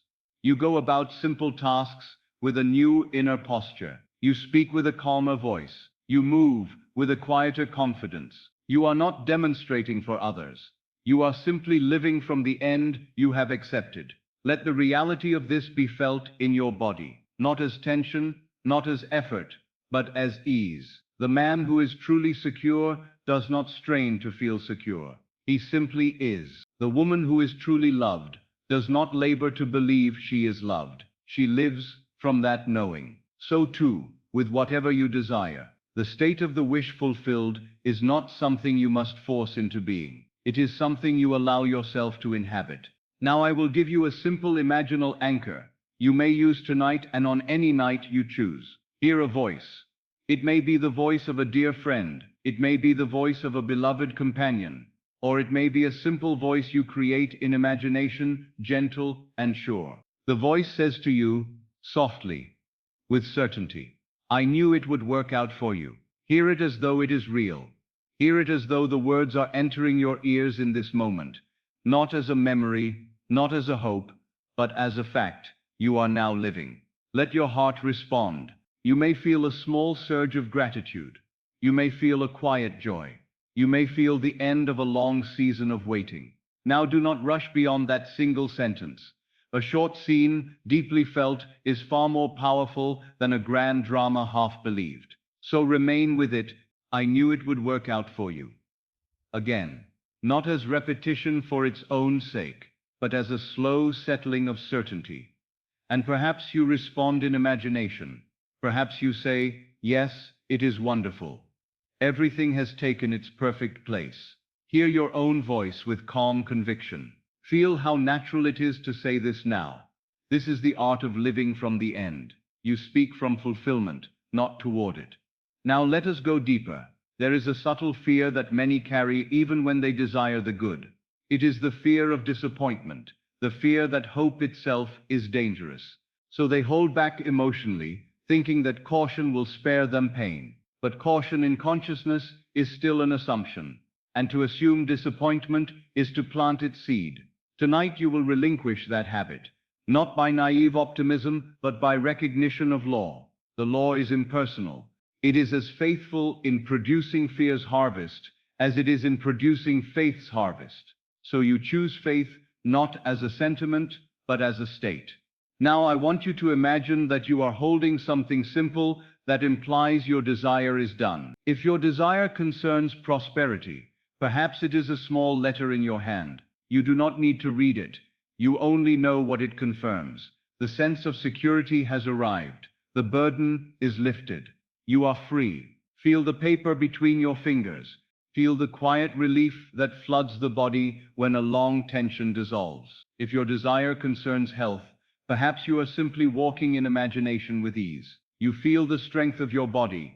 You feel the freedom of movement. You feel the ordinary miracle of being well. If your desire concerns love, perhaps you feel the warmth of another's hand in yours. Nothing dramatic, just the simplicity of being chosen, cherished, and safe. Whatever the desire, the imaginal act is the same.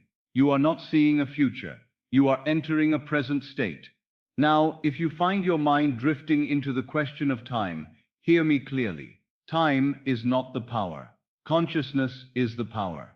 Time is only the interval in which the accepted state unfolds into visibility. Those who are impatient are not wrong in wanting fulfillment. They are only mistaken in believing that impatience helps create it. Impatience is the mood of absence. It is the confession that the seed is not planted. So tonight, you will replace impatience with quiet certainty. Certainty is not loud. It does not need to announce itself to the world. It is the silent conviction of one who has already received. Now let that certainty sink deeper. If a doubt rises, treat it as you would treat a passing cloud. You do not chase it across the sky. You do not fear it. You let it move on, and you remain anchored in your chosen state. Now I will speak to that deeper self within you, the one that does not argue, the one that receives impressions and externalizes them faithfully.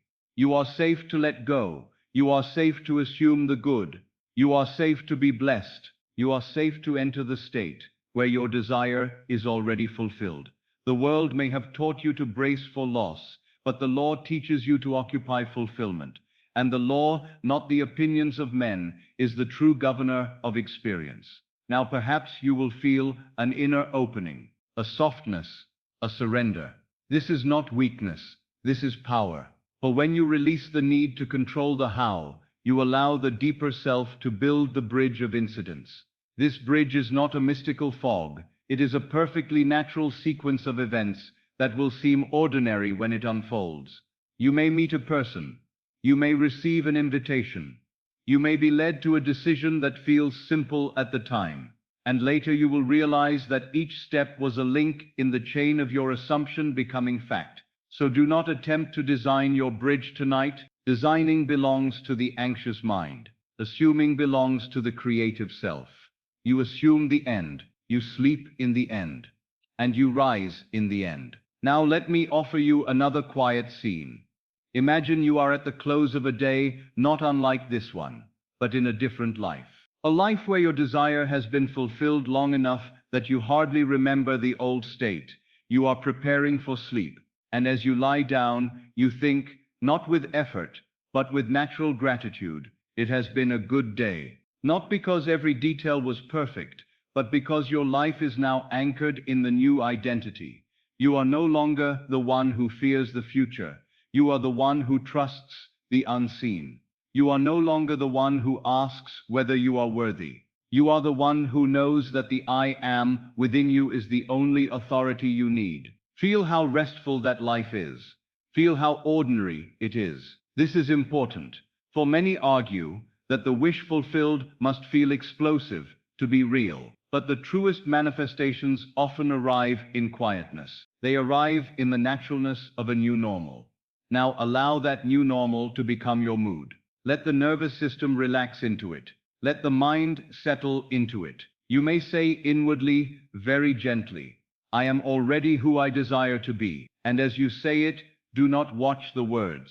Watch the feeling they awaken. If the feeling is faint, that is all right. Return again, not with force, with tenderness. You are teaching yourself a new home. Now some who hear these words may fear that they are deceiving themselves. But there is a vast difference between deception and conscious creation. Deception is pretending outwardly against an inward belief. Creation is changing the inward belief until the outward must conform. You are not asked to deny your world in anger. You are asked to transcend it by occupying a higher cause. So tonight, you are not pretending. You are selecting. You are selecting the state that will become your experience, and you are doing so in the most fertile moment of the day, as you approach sleep. Now let your imaginal act become even simpler.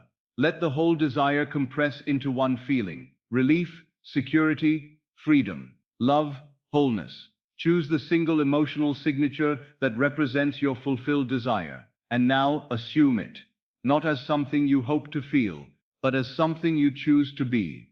Feel relief now, as though the matter is settled, as though the decision of life has already been rendered in your favor, as though you are standing on the far side of the bridge, looking back at the old fear with gentle surprise that you ever lived there. Now breathe slowly, and let this feeling deepen. There is no need to struggle to maintain it. If it fades, you return.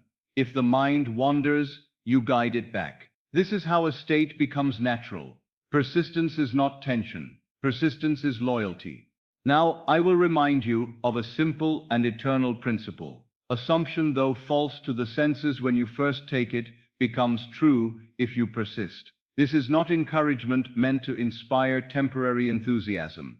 This is law. If you assume the end and live from it, the outer world must arrange itself to mirror your assumption. Your world, your body, your relationships, your opportunities, your resources are all servants of the state you occupy. So be wise tonight. Choose the state that blesses you. Choose the state that liberates you.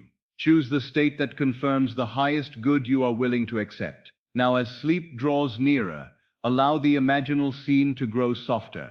You do not need to keep it sharp. The subconscious does its deepest work when the impression is received in that drowsy borderland. So let the last thing you feel be the feeling of completion. Let the last thing you know be quiet certainty. Let the last thing you consent to be true be the identity of the one who already has already is, already lives in the fulfilled desire. And if you awaken in the night, return to it gently, not with urgency, with calm remembrance.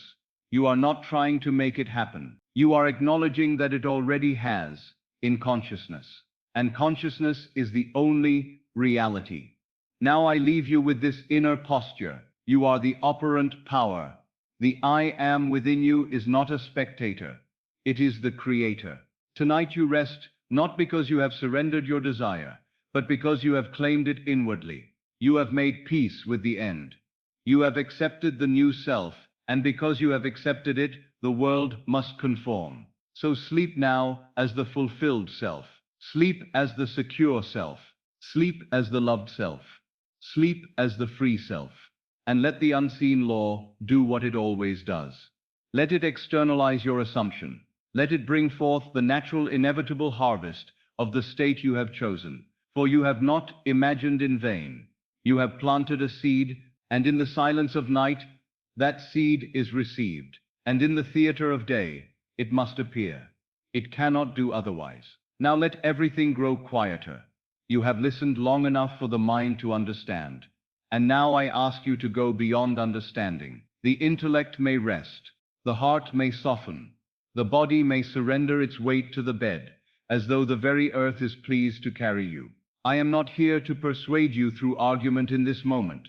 I am here to place you gently in a state. For when you are in a state, you do not need explanation. The state itself is the explanation. The state is the cause. And the world you will meet later is only the obedient effect. So let the room fade. Let the day fade. Let the need to analyze fade. You do not have to solve anything tonight.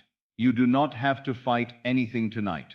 You do not have to arrange tomorrow tonight. You are not required to carry the burden of how, or when, or by what series of outer events your good will appear. You need only become still enough to accept that your good is already yours in consciousness. And now, as the senses quiet, the argument of the world grows faint. The proof you once demanded becomes unnecessary. The old habit of doubt loses its strength. The mind that once ran like a restless horse begins to slow, not because you forced it, but because it is exhausted by struggle and finally willing to discover the ease of truth. You are safe here. You are safe to let go. You are safe to rest. You are safe to assume the highest thing you desire. Now feel the heaviness in your arms. This heaviness is good. Feel the calm in your breath. This calm is natural. Feel the softness in your face. Let the jaw loosen. Let the brow smooth. Let the eyes rest behind closed lids, as though they have seen enough for one day. You are not abandoning life by sleeping. You are entering the workshop of creation. Sleep is not the end of power. It is the doorway into a deeper power. And you will pass through this doorway tonight, not as one who hopes, not as one who begs, not as one who wonders if he is worthy. You will pass through it as one who already is, as one who already is, as one who already is, as one who already is, as one who already is. Then the fulfilled desire. I want you to feel a single gentle truth now, not as a statement you repeat, but as an atmosphere you breathe. It is done. It is done. Not in the outer world yet, perhaps, but in you. And because it is done in you, it must be done without. The outer scene has never been the cause of your life. It is the evidence of the inner scene you have inhabited. So now, inhabit the right inner scene. Inhabit the end. Inhabit the feeling that the desire is fulfilled, so completely that you do not need to mention it to anyone. You do not need to rehearse it. You do not need to defend it. It is simply your new normal. There is a quiet dignity in that, a peace that does not shout, a certainty that does not plead, a fullness that does not try to prove itself. Now I will speak to you slowly, and in these slow words, you may find the rhythm of your own breath and the rhythm of your own surrender. You have carried enough, you have tried enough, you have worried enough. Tonight you may rest as the fulfilled self. Now, not later, not someday. Now, let the feeling of security enter you. not as excitement, as safety, as the calm feeling that nothing is missing, as the gentle recognition that your life is held in a right order. You may not yet see the outer arrangement, but you can feel the inner arrangement. And the inner arrangement is the only reality that matters. Now allow a simple scene to form in your mind, and let it be soft, as though it is unfolding behind a veil. You do not need sharp images. You do not need effort. You only need the mood. A quiet scene where the problem is solved. A quiet scene where the desire is already yours. A quiet scene where you are no longer the one who waits. You are the one who lives. Perhaps you hear a simple sentence, a trusted voice, a kind voice, a familiar voice. Someone says to you softly, "I'm so happy for you," and you understand without explanation what they mean. You do not need details. The feeling tells the story. "I'm so happy for you." Hear it again. "I'm so happy for you." And feel the warmth that follows. Not the tense excitement of surprise, but the settled warmth of something long promised and finally natural. Now perhaps you reply in imagination, not with disbelief, not with astonishment, but with the calm tone of someone who already knew this would be so.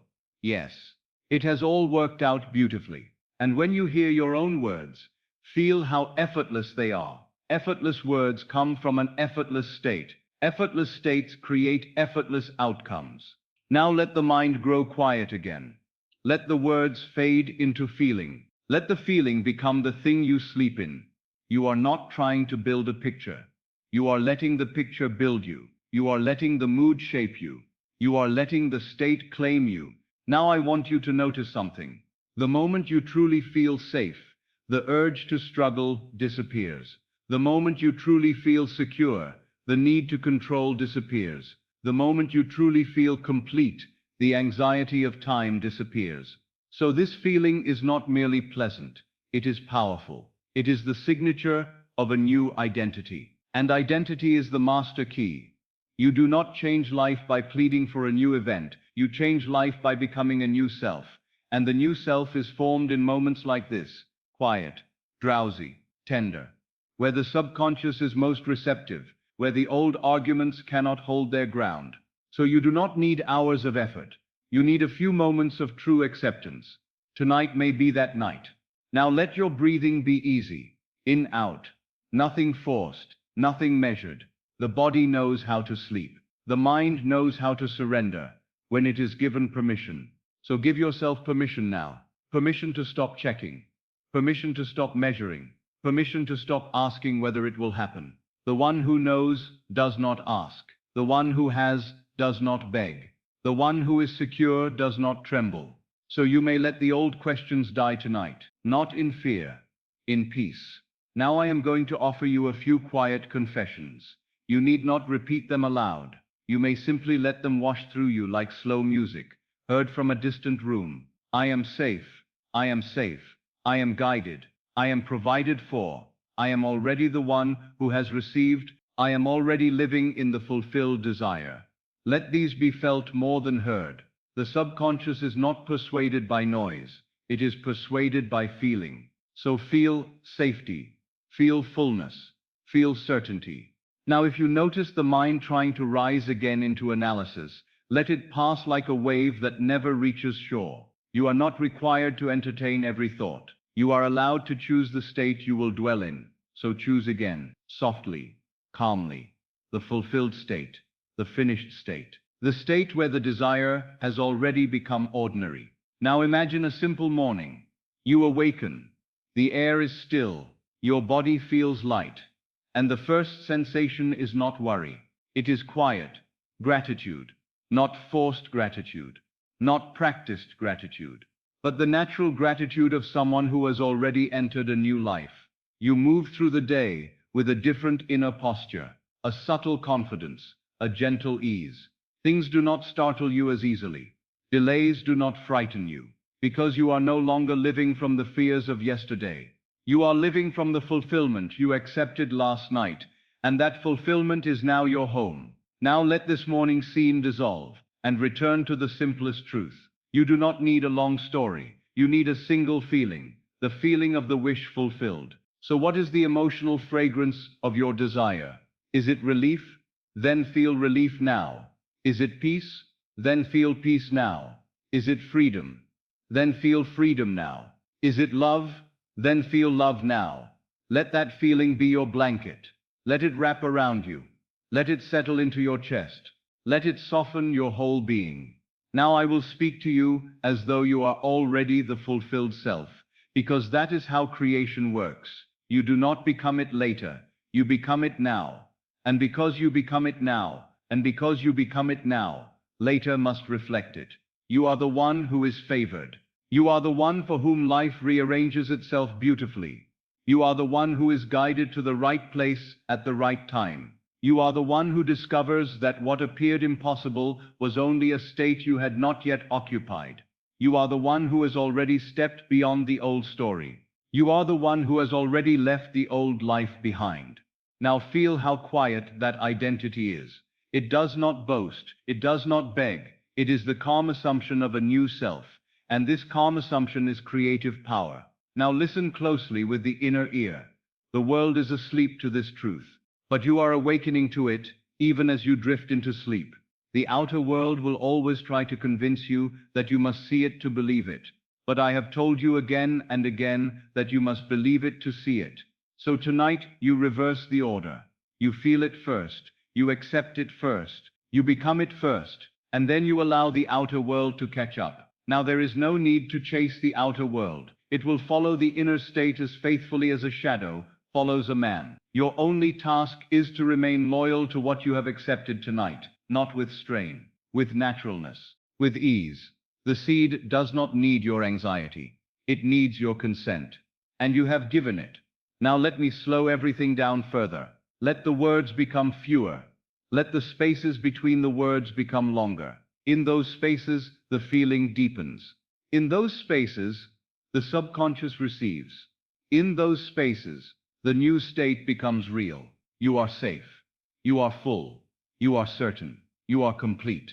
You are the one who already has it. You are the one who already is it. You are the one who already lives in the end. Now if you can, let your attention rest lightly on the heart, not physically, but as a center of feeling, and allow the heart to carry a quiet knowing, the kind of knowing that does not need explanation, the kind of knowing that is beyond debate, the kind of knowing that says, yes, this is my life now. And if that phrase feels too definite for the mind, soften it. Let it become a sigh. Let it become a gentle yes. Let it become a quiet inner nod. The subconscious does not need dramatic declarations. It needs acceptance. Now I will give you a series of soft phrases. They are not meant to stimulate thought. They are meant to dissolve it. They are meant to lull you into the simplest truth of being. You may let them pass over you like warm air. It is done. It is done. I am at rest. I am at rest. I am no longer waiting. I am no longer waiting. I am no longer the old self. I am no longer the old self. I am the fulfilled self. I am the fulfilled self. I am safe in my new life. I am safe in my new life. I am safe in my new life. Everything is aligning. Everything is aligning. All is well. All is well. Now let these words fade. And let what remains be the feeling. Because feeling is the secret. Feeling is the confession. Feeling is the state. And the state is the cause of your world. Now I will say something you may carry into sleep like a final, gentle offering. You do not have to keep watch tonight. You do not have to guard the world with your worry. You do not have to rehearse tomorrow's problems. You may sleep as though the answer is already secured. Because in consciousness, it is. So I ask you now to sleep as the one who is already provided for. Sleep as the one who is already loved. Sleep as the one whose path is already prepared. Sleep as the one who has already stepped into a new life. If a thought of fear comes, let it pass. If an old memory tries to pull you back, let it pass. You are not required to live there anymore. You have chosen a new dwelling place, and the world must honor your choice. Now the breath grows softer, the body grows heavier, the edges of thought soften. You may no longer need my words. You may only need the quiet atmosphere of fulfillment. So I will keep my voice gentle in your mind. I will keep it simple. I will keep it slow. You are safe. You are safe. You are full. You are full. You are certain. You are certain. You have everything you need. You have everything you need. You are already the one who has received. You are already the one who has received. Now drift. Drift without effort. Drift without analysis. Drift into the feeling that your life is blessed. Drift into the feeling that your desire is fulfilled. Drift into the silence where the seed is planted. And as you pass over the threshold of sleep, let the last mood be this: quiet certainty, gentle fullness, peace without explanation, the satisfied stillness of the wish fulfilled. And in that satisfied stillness, you will sleep. And sleeping in that state, you will wake to its reflection. For this is the law, and the law cannot fail you. Now rest, now soften, now surrender. Now sleep as the one who already has it all.